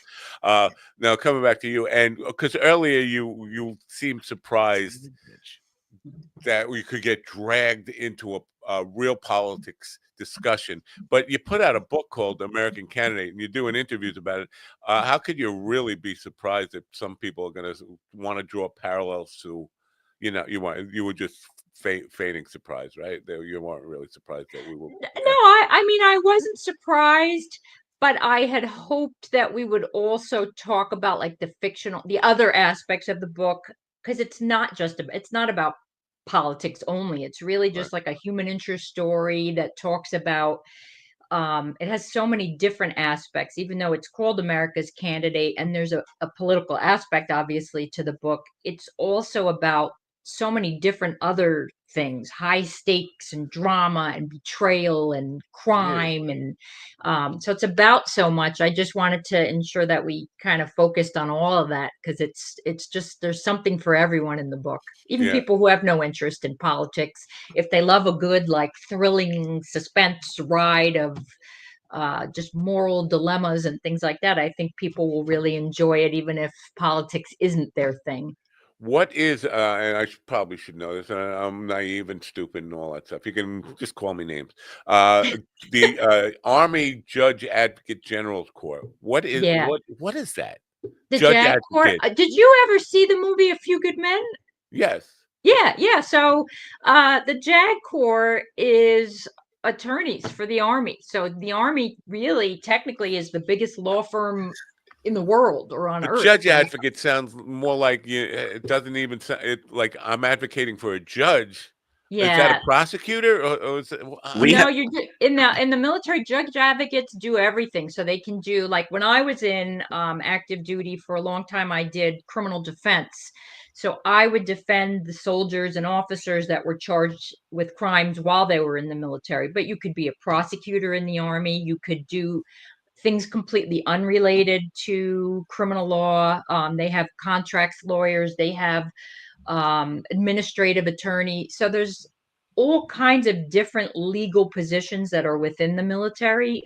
Criminal law is just one aspect of it, but JAGs very long way of getting to how this relates to the book. But so in the Army, were you more on the prosecutorial side or the defense side? More on the defense side, which once I left the Army and in my civilian career, I did just the opposite. That is kind of the opposite of the way legal careers generally go, though. Most people start in the prosecutor's office and then become defense attorneys, right? Yep. And I did just the opposite. And I do think that having the background of one and the other, like, if you're a defense attorney, you become a better prosecutor. If you're prosecute first, you're a better defense attorney. So because you see how the sausage is made, how they think on the other side. Exactly. We actually had a JAG office close here 2 years ago because of the Great Jurgens incident. I remember that. It was very slippery. I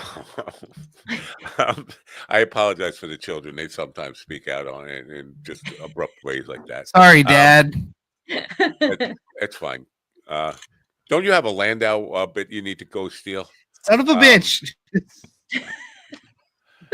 So now the murder part. Have you ever really been up close and personal with a murderer?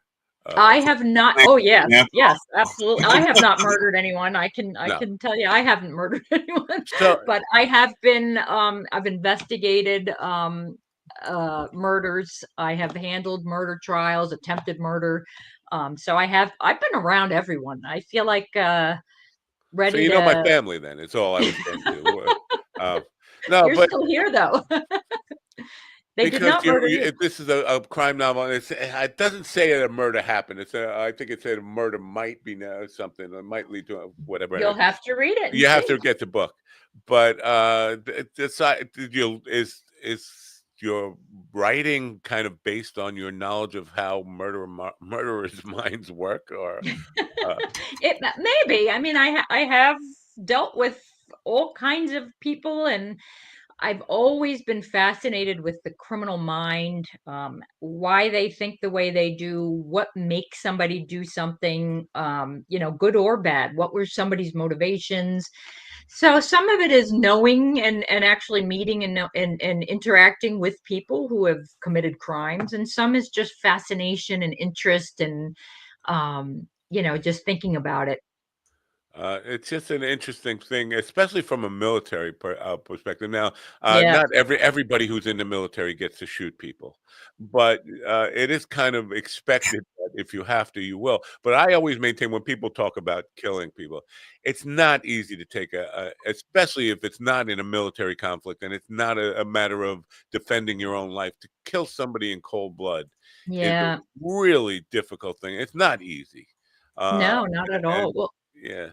one So thing in the military also, I also, in addition to being a JAG officer, I studied at the JFK Special Warfare Center in school at Fort Bragg, and I became a civil affairs officer and worked in a civil affairs unit. And it's the opposite of what you think about in the military. We did humanitarian assistance and disaster relief in war-torn countries and operate as sort of a liaison between the civil authorities and the military authorities. And so there you're doing, you're trying to help people, you're providing them with assistance and trying to help their nations and in foreign countries, and like I said, humanitarian assistance. And that's a part of the military that I think doesn't get enough credit, that yeah, people don't understand.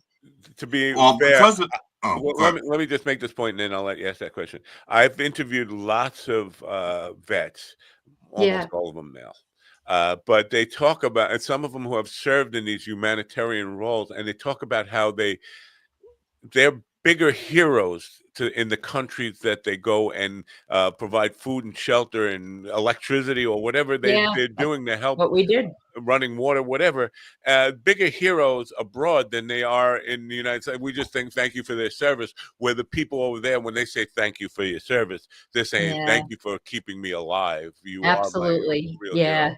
And I hear yeah, that story more than people realize. And I think we yeah, just think that, yeah, well, you're in the military, you just bloodless. You're just there to kill people. yeah.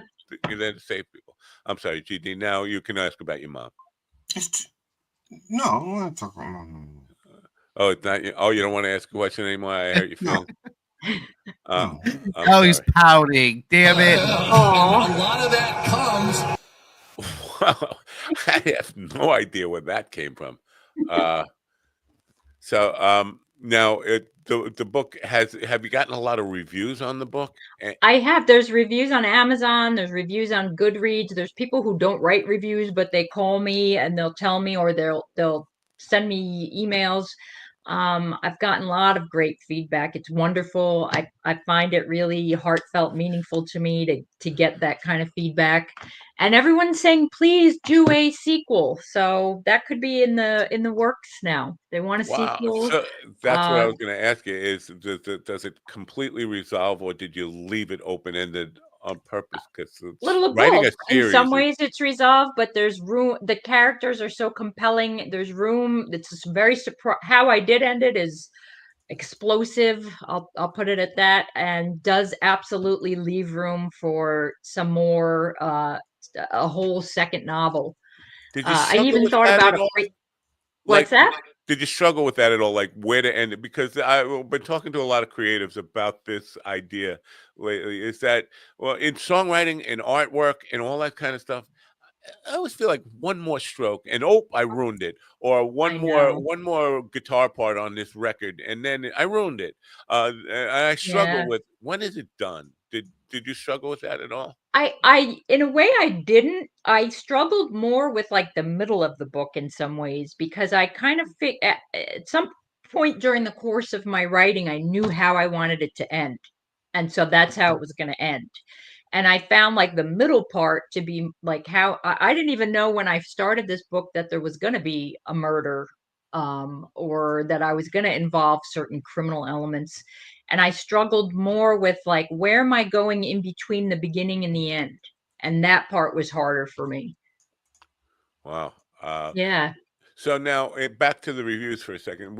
Because I put out a lot of content, and I am always, not always, but so often surprised by the comments. It's like, what the hell are you commenting on? Did you even read I mean, where did you get this perception of what you think that piece was about? Did you get any of that where you read comments and whether they presumed you were trying to be an influencer or any of this kind of stuff, where you just said, what is this? Well, Who are you talking to?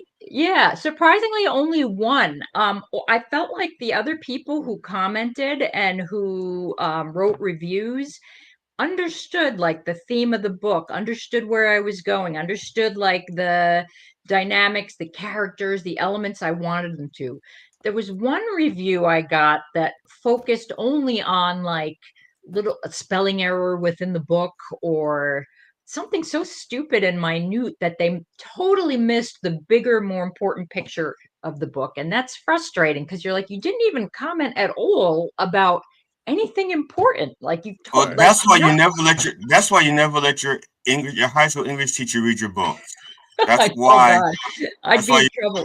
Yeah, that's why you don't let them do that. Well, have you gotten any from people who are in government or any, or would you even know? Did they mention like I'm in government and I'm concerned about some of these issues that you bring up, and not in a bad way. I think Really? there have been people I think who are involved in government, and I think they share with me concerns about what if that did happen? What if what you talked about in your book, I could see that really happening. I can see a TV show like this. I could see the danger that could happen. I could see all these horrible things happen. And it is concerned, but they're happy that it's written because it opens people's eyes and it's compelling and really gets people thinking about something like, if something's coming, it's almost like a train wreck. You could see it coming. It's good to be able to know in advance so you can prepare and make sure it doesn't happen potentially. Yeah, I use that analogy all the time because there was somebody who was formerly on this program, and I used to say I could see him walking on the tracks and a train coming, and all I do is warn him, and I get like villainized because I told him you're going to get run over by a train. Like I'm the bad guy for seeing Right. this obviously coming at you. Absolutely. People don't appreciate that. Heads Are up. you an optimist? Because I am. it's hard to tell. You're talking about you see something coming. Are you not? You're an optimist for America? I am. I love this country. Obviously, I served. It means everything in the world to me. My son is a cadet at West Point. My other son is, as of right now, he's got ROTC scholarships for when he goes to college, so they'll serve. And I love this country. Is it perfect? No. But if we can make people understand that we need to all be more maybe solution oriented than blame oriented, and we work together to solve whatever bad issues there are and come together and recognize we can. Have you seen who the current administration is, though? I mean, we can agree to disagree, but I do think that everyone's heart is in the right place. Politically, I think we all want the best for everyone. Maybe we disagree on how to get there, but I would just say that it's blatant incompetence. That's basically it. Well, here's what I don't think I don't everybody see that. is in it for making the country better. Or I think there are a lot of very, because we started this about money and people with money. I think listen, I'm not a Bible thumper, but I believe the love of money truly is the root of all evil. When you're in love with money, when you're obsessed with money, like you never get enough money. If you're $500 billion and you need more money, that's evil, and you can't move away from that. I think there are lots of people who are involved in politics, and I'm not just saying this about Republicans. I'm not just saying this because Elon Musk is the president of the country right now. It's that there are lots of people who are just in it for more money, more power, greed, lust, and all this kind. And I think that's those are all the themes of the book. Yeah, greed, lust, power, betrayal, ambition. But you know, there's people who have those characteristics, whether they're poor. There are poor people who don't give a damn about anybody else, and are only in it to try to help themselves. And there are rich people, same thing, who care about only amassing more fortune and more power. So I don't think money itself is the reason. No, not money. You The know, love of money. yeah, I mean that's true. I have this It can conversation with corrupt Anthony anybody, poor Scaramucci or every rich. day because I always thought all you focus on is money. Every word you can't have you can't utter a sentence without talking about financial implications and making more money. That's a problem. I think you know. I have to stop. Listen to me. I mean, if you think about it, doesn't the whole world, like everything that happens in the world, comes down to like economics or love? You know what I mean? Or, you know, things like that. That's like the root of everything. Yeah, I agree. Love, family, and economics. Yeah, That's I think we everything in a forget about nutshell. people. People are more important than money, and you know that's for sure. I'll die on that hill, but I'll die anyway. I'll die on that hill. And I think that's why people serve in the military, is they recognize that there's a greater good. There's more important things. There's, you know, things to be really fight for and die for, even that are more important than just me. Yeah. Well, to be honest, not a lot of people who join the military don't do that out of honor. Some of them do it out of opportunity, you know, because they're part of the poor and they want the education opportunity and they don't plan on dying. They take the oath that says, I will give my life for the country. It's like when with my wife, when my wife and I met and we started dating, she said, you know, she wanted to know that I would like give my life to protect her. I was like, sure, but I'm really hoping that situation never ever comes up. Sure. Who wants that to happen? Right. Yeah. Because if the dad, but are you willing to, if called upon to do so? Would you do now, it? the thing is, I have risked my life with total strangers. So I know I will risk my life for my wife. Although now that I'm older, I have more to lose. When I was younger, I didn't have anything to lose. So it was really easy for me to say, yes, I've stepped in between people to break up fights, or someone's literally holding a gun at me because they want to. It was a domestic dispute, you know, and the guy had the gun and I stood between the guy and the woman. And it's like, you're going to have to, you know, I want to thank you, GD, because you've given me hope and something to fantasize about. Because listen, if somebody was threatening your wife and you got killed, which would be a good thing for our ratings, and I would appreciate it if I'm going to hope for that outcome, because it would be good for the show if you can make that. See, but now I'm older. I'm looking for loopholes. Or, you know, if you're a fiction author, he could fake his death. That would be very interesting. Just fake it. It wouldn't be as satisfying for me, to be honest with you. Anyway, we do appreciate you coming on. Now, thank you. The book is I have the link to Amazon. Is it in stores as well, like brick and mortar stores? No, it's only available right now on Amazon in a number of formats. There's hardcover, there's, you know, the paperback, there's Kindle.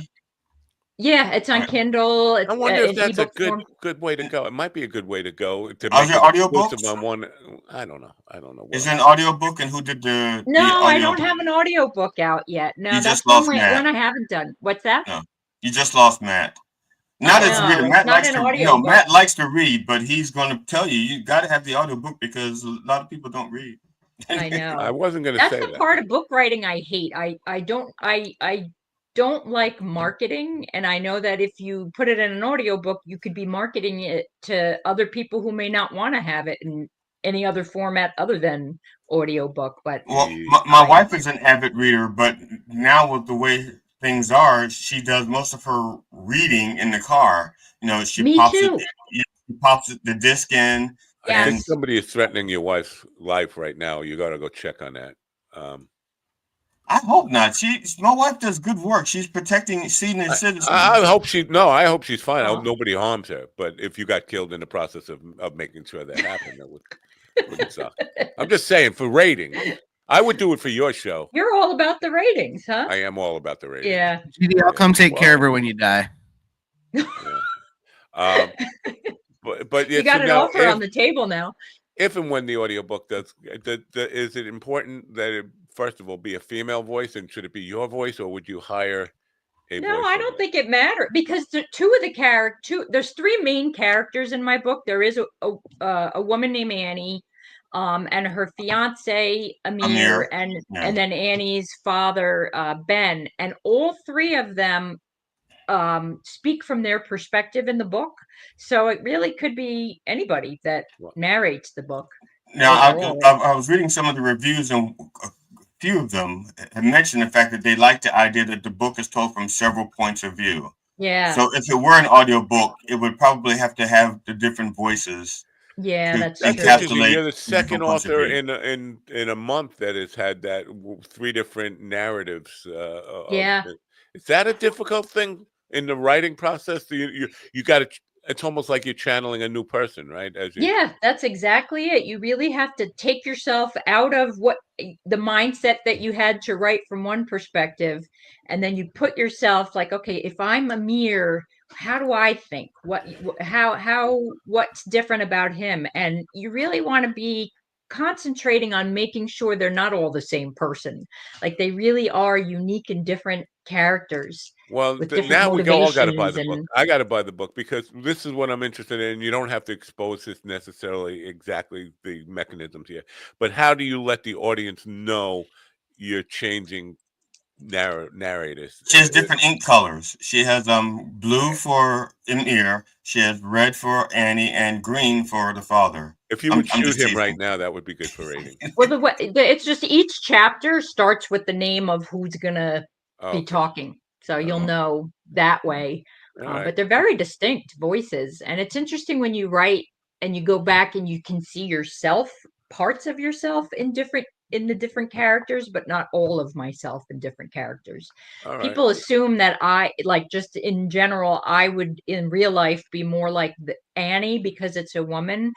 But I think the character in my novel that I personally most relate to is actually Annie's father, Ben, because he reacts the way I kind of would, but he's in male form. But his thought process is my thought process, and Annie and Amir are really not necessarily like me in real life.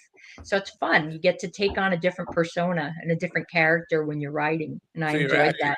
Now this is where I wanted to, we're pretty much out of time for this segment here, but your friendship with our common friend Jeffrey, he's in the film industry. Have you thought about pitching this or asking? Does he give you any advice on how to? I did tell him when he read it. I said, Jeff, you're going to play Ben Martin in the movie version. I could see him as that in that role. So we just have to and the people who are reading it are like, this has to be, you have to make this into a series or a movie. I have absolutely no idea how to do that. If any of your listeners have some way to make something into a movie or series, I have an idea, but I'm probably completely wrong about this. My theory is that everybody even independent filmmakers, but the studios especially, are extremely lazy. We see that, and they want to remake movies that sucked 100 years ago. Yeah, right. We're so lazy, we have no new ideas.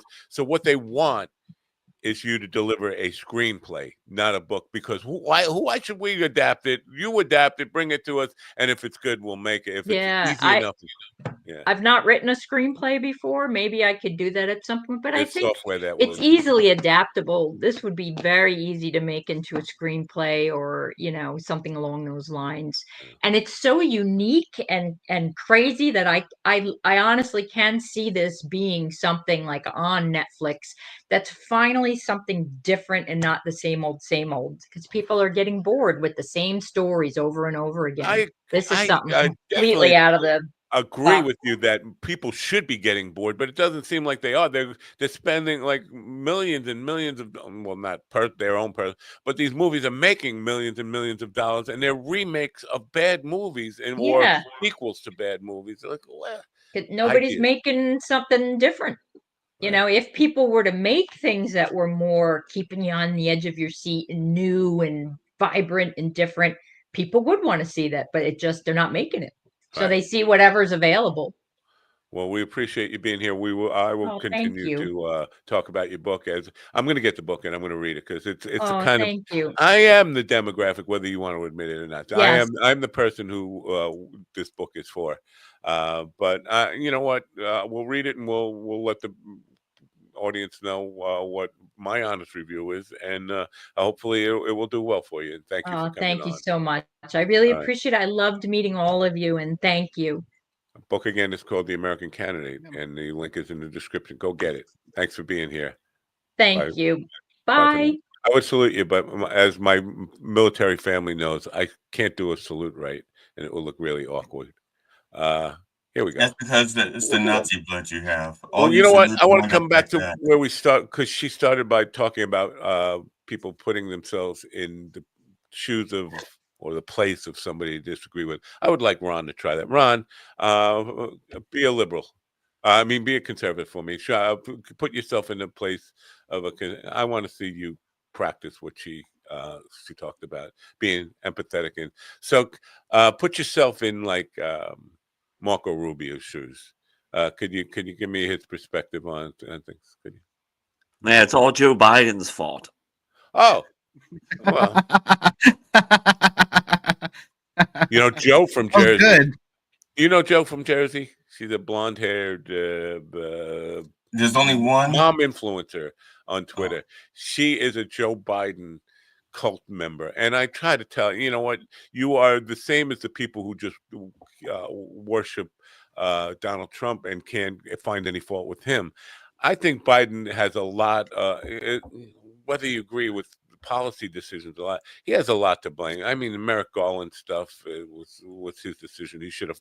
There were things he could have done to avoid where we are. Well, I mean, for any person, liberal or conservative, I mean, you're just an ass pounder if you're just lining up behind any politician. It's like, right. well, we've made this change that politicians are infallible, and that comes back to and they're the ones that are robbing you on both sides. Dummies, wake the fuck up. Well, I'm probably wrong about this because I was just going to lay the blame on the Reagan stuff again, where we started having celebrities become politicians. It's this whole cult of personality, and this I just love them. I'm a fan of theirs, and you're not supposed to be a fan of a politician. You're supposed to, vote for the person who best serves the interest that you believe will be good for the country. But it even started with Kennedy. But in my lifetime, we have seen this devotion, and this is where I don't get, because when Obama was president, I criticized people for just being way too in a cult of Obamaism. And then when Trump became president, and now there were people, whether they want to, and Joe from Jersey is one who won't admit to it, just can't see any fault in their candidate or their beloved politician. We've elevated them to rock stars or movie stars or this fandom, and I think that's unhealthy. I think also part of the problem is we have failed to distinguish the difference between politicians and civil servants. Right. Okay, they've been lumped in together as if you work for the government, you're a politician, or you're part of the bureaucracy. And there's some people who are in politics, but they're not of politics. They're there because they're trying to make a good difference. Okay, right. There are those people, and they do not get recognized because they're trying to do the good work. We are surrounded by, and the people who get most of the exposure are the political animals. The ones who lie, the ones who cheat, the ones who steal. And unfortunately, that is where our country is right now. That's what we're being run by. We're being run by people whose main function is to wreck it and rob it. They're trying to wreck the government.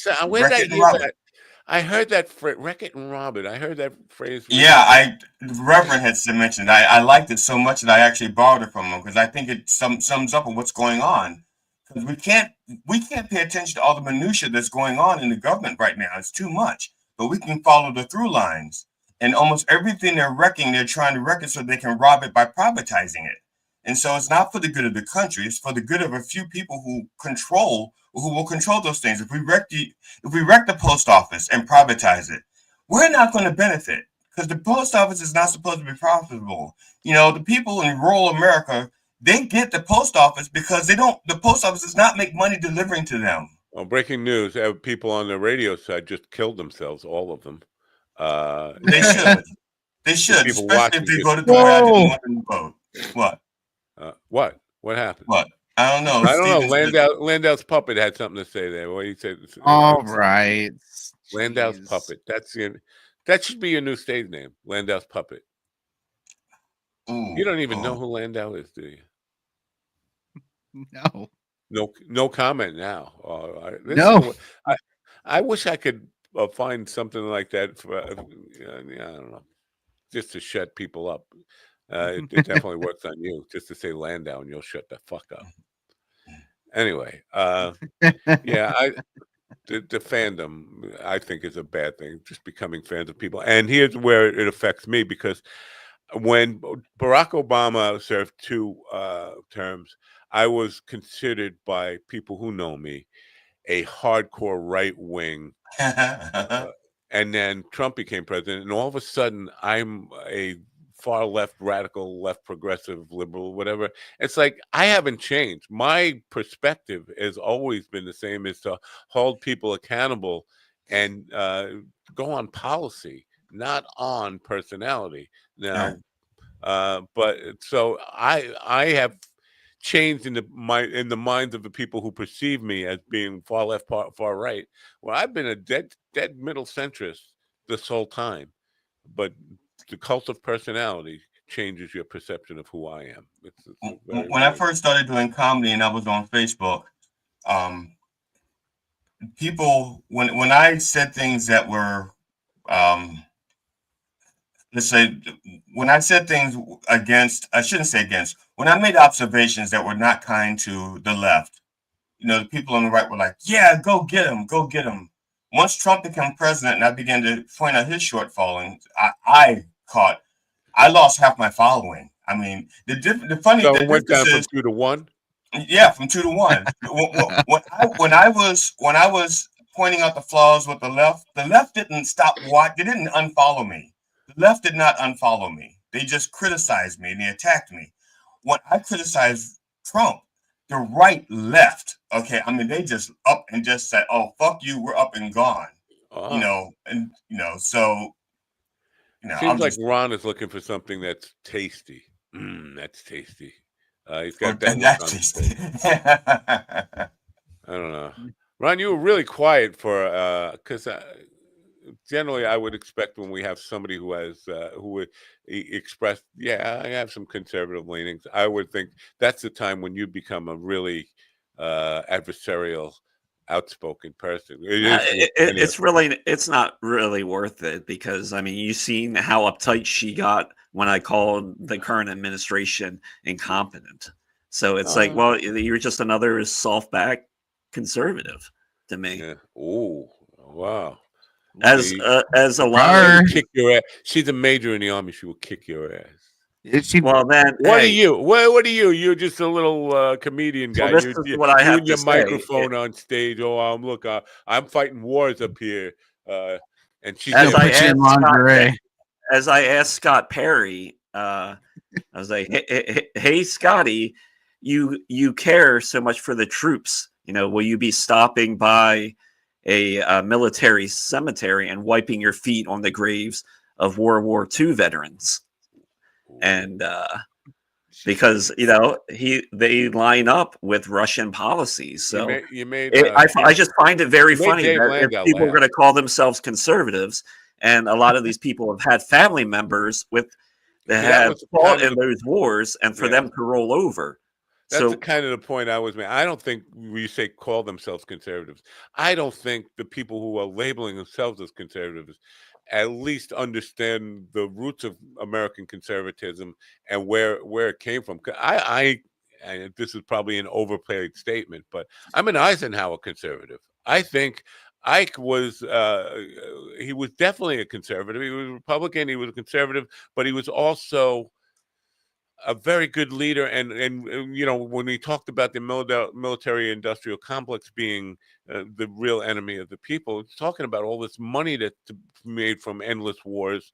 Those are the kind of principles that I don't think modern day conservatives even relate to anymore. They don't even consider that, because obviously we're all about putting trillions and trillions of dollars into military spending, but taking money from your grandma and your grandpa. I think a lot of people are uncomfortable not belonging to a group. It's hard to say, because even if you're an independent, you belong to an imaginary group of independents. You know what I'm saying? But if you're really lonely and you want to be a progressive or you want to be a conservative, so that you feel like somebody's fighting with you, but you don't know what they're fighting about or what they're fighting for. Conservatives, in the sense that when Trump was running, he said, "I'm for freedom, free speech, blah, blah, blah." And they said, "Yeah, I like free speech." But Trump is not what Trump means by free speech, and what actually is meant by free speech are not the same thing. Yeah, he says, "I want free speech," and then you look at what he's done with the words that they are taking out of the military websites. They removed the word gay, the word sex, the word woman, black. But those words are being removed and substituted for other things. So much so, like the Enola Gay, the plane that dropped the bomb, that the images of that and the words referring to that were removed. I'm not now, sure. I don't know if they've been put back. I think there was some stuff about. I saw that stuff about Enola Gay, and I think there were people denying it that wasn't true. But whatever. I hear what you're saying. But at one point, you could have gone to the website and see it was gone. Now I don't know if it's back now or not. That's what I'm saying. Because sometimes this is the problem with it. They do shit, they do it, and then they realize, oh shit, there's backlash that we can't deal with. Well, let's undo it. And so it looks like you're making it up. Thing about the independents. When I declared my candidacy as an independent, I did get the New York State Independent Party reaching out to me. I'm like, independent party? What the fuck does that mean? Independent? There's no party. And I had a long discussion with a guy on the phone. It's like, you don't get the point of me saying independent. I don't want to be part of your party. I'm sorry. I don't want groupthink here. I want to be independent, and I will listen to the constituents, obviously, both of them, the two that voted for me. But I don't want to, I think party, and it's difficult to say because the two-party system, I always felt like we needed to expand that. We needed more parties, but there are people who think we need no parties whatsoever, and it'd be really difficult to have any cohesive. See, I am of the mindset that we should not have any parties. I would love to replace parties, and I would love to replace the electoral system, the electoral college. Well, not replace it. Get rid of the electoral college, get rid of the parties, and have more of a round robin thing. Where that's kind of like what Francine was proposing, American Idol version of. Well, not necessarily. So not say round robin. 4702G. Round robin. You keep the election going until somebody has 51% of the population voting behind them. No, we really should just do like Europe and other sensible countries do, where you say you're going to have an election, but you only have a 2 to 3 month span to run for office. It's none of this fucking 2-year bullshit running. Right. Yeah, it's compacted into 3 months as the way it should be. But and get rid of all the dark money. Get rid of all the fucking dark money. Matter of fact, limit everybody. I don't care who you are to $2,000 or whatever it is. If a corporation is a person, then it's one person. Give them $2,000. That's it. Level the playing field.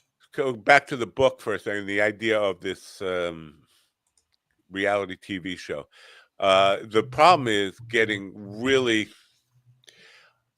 Because everybody's got a bias. The panel of judges, you don't want a Simon Cowell dude on there, but you want somebody who's going to be really equally tough on all the candidates and ask tough questions of them. That would be really, really hard to find somebody. Well, now you got to buy the book to find out who the judges are, and if the judges are really unbiased. It's not real people. It's going to be fictional. If it's a real book, they're real people. And you can't have not real people in a not real book. No, there's a real book, and it's a I real think your book. I wife's saw life it. is in danger. You ought to go check on that. My wife's life is not in danger. She's surrounded by security guards. Damn it. All right. Well, it'd be good for the ratings. If you don't mind, you just getting yourself killed for the show. I would. Speaking of which, I'm going to be late Friday. Tomorrow, right? No, I'm going to be late Friday. I'm going to be in at 10 o'clock on Friday. But the Rev will be here tomorrow. Is that what's going on? Yeah, I won't be here tomorrow at all. The Rev will be here tomorrow. Now, Jason Stewart's coming tomorrow, and you're not going to be here for Jason Stewart? You're sending the Rev to deal with Jason Stewart? Oh, I just threw a wrench in his monkey, or a monkey in his wrench. You threw a wrench in my monkey. Oh, that's gonna hurt. That's gotta hurt. I'm sorry, it wasn't me. He threw the wrench. Hey, calm down. So for people, we have Michael Dennis, who is the funny pastor, 20 years as a pastor, 1 year in comedy tomorrow, and then in hour 2, Jason Stewart, who has, I think he said 10,000 hours of stand-up comedy experience. That's a lot. 10,000. Ron, do you have 10,000 hours of stand-up comedy experience? I don't know. If you had to guess. Probably not now.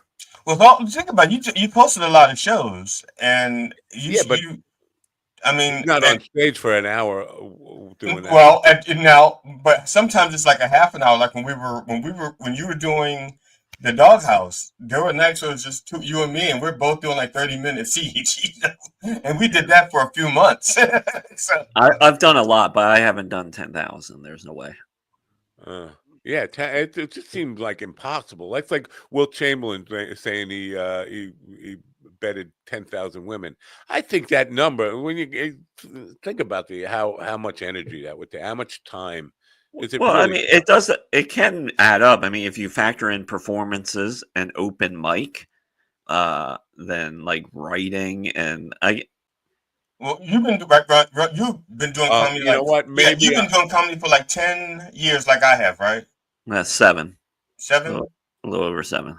Okay, so for you to do 10,000 hours, in 7 years, wow, yeah, it's difficult, right? I mean, because there was a time. Now, maybe I'm being a little judgmental here. Maybe I'm thinking Jason's talking about actual stage time rather than 10,000. What Ron just alluded to, writing, creating the parts, the bits, and all that stuff. That I could see because that time adds up.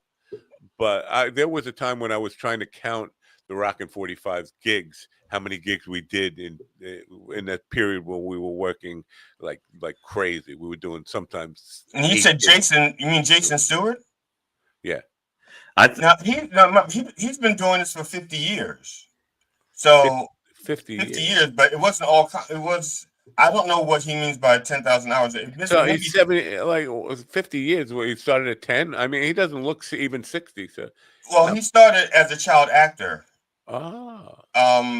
Well, now when I say child actor, his first child acting thing was at a rabbinical school or something. He played a Hebrew slave. That was his first part. He played I just want to point out, if we play back the tape here, when GD said child actor, Steve went.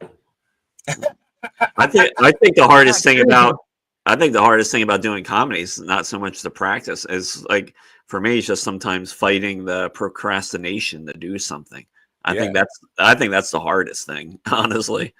Yeah. It's like a constant battle. The thing is now, I know my like when I write, my best writing time is 2 in the morning. From 2 to 3 in the morning, I am my most creative. And there was a time when I would be all alone from 2 in the morning. I get up, get out of bed, come to the computer, and I'd be just like writing like crazy. But then my cat, who likes to be up at night, realized that I'm not doing anything. So now while I'm trying to type, she comes in and starts clawing my leg, saying, "You're up anyway. You might as well play with me." It's like it's ruining my entire flow. I'm surprised that Steven and Ron aren't clawing at your legs because that's the time they like to text you TikTok videos, 2 a.m. That's when I.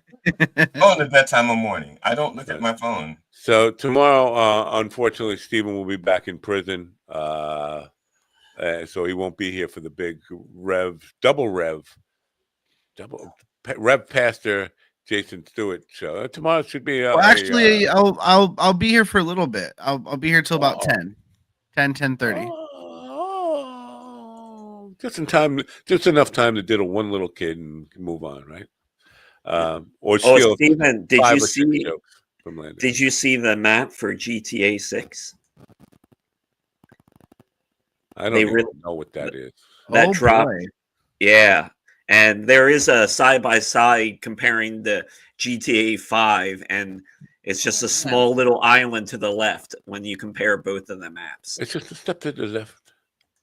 Yeah, they said that they were going to be putting airports and stuff. So, like, they said getting across this whole map is going to take some time to do. So, I'm excited. Yeah. Now, do you get to steal airplanes as well? Because this is a Grand Theft Auto, but you can steal airplanes and trucks. Stuff. Everything. Yeah, everything. Okay. Everything's fair game. Like to call it Grand Theft Auto Erotica. Actually, I prefer autoerotic asphyxiation personally, but whatever. All right. But we gotta enjoy it because it might not be. I mean, once this one comes out, it's going to be at least another 10 plus 15 years. Yeah. Ron, your great grandkids will be playing with the next one. Yeah, dude, there's a good possibility. I mean, this one's already taking fucking forever. Ugh. Yeah, your great grandkids would be like pop pop pop because pop is grandpa. So pop pop pop. What? Yeah, pop. Yeah, as soon as they say What makes pop you pop, think your grandkids go are like, going to be great? Shooting! Stop that firing! Duck! Pop pop! Yep. My great grandkids are going to be playing GTA 7. Yeah. Wow. I just want to tell people. So tomorrow's going to be a really good show, except for the time that Steven's here, and then he'll be gone, and then it'll be good after that. Yeah. So ouch. tune in. What a dick. I'll see if I can make the second half, but the Reverend will be there in the first half. Oh, that would be interesting to see how you kill the Rev off and take his place tomorrow. That would be interesting. That's worth the price of admission. So come back. In the meantime, don't forget to Stephen. What is steal jokes from Landau? Is that what?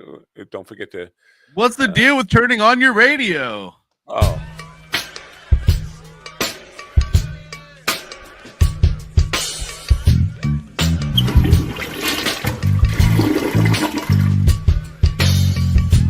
Are you a retard?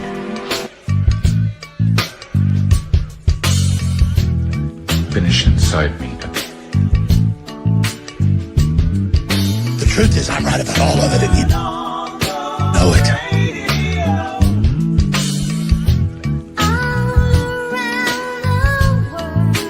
I'm like omelets better than sex.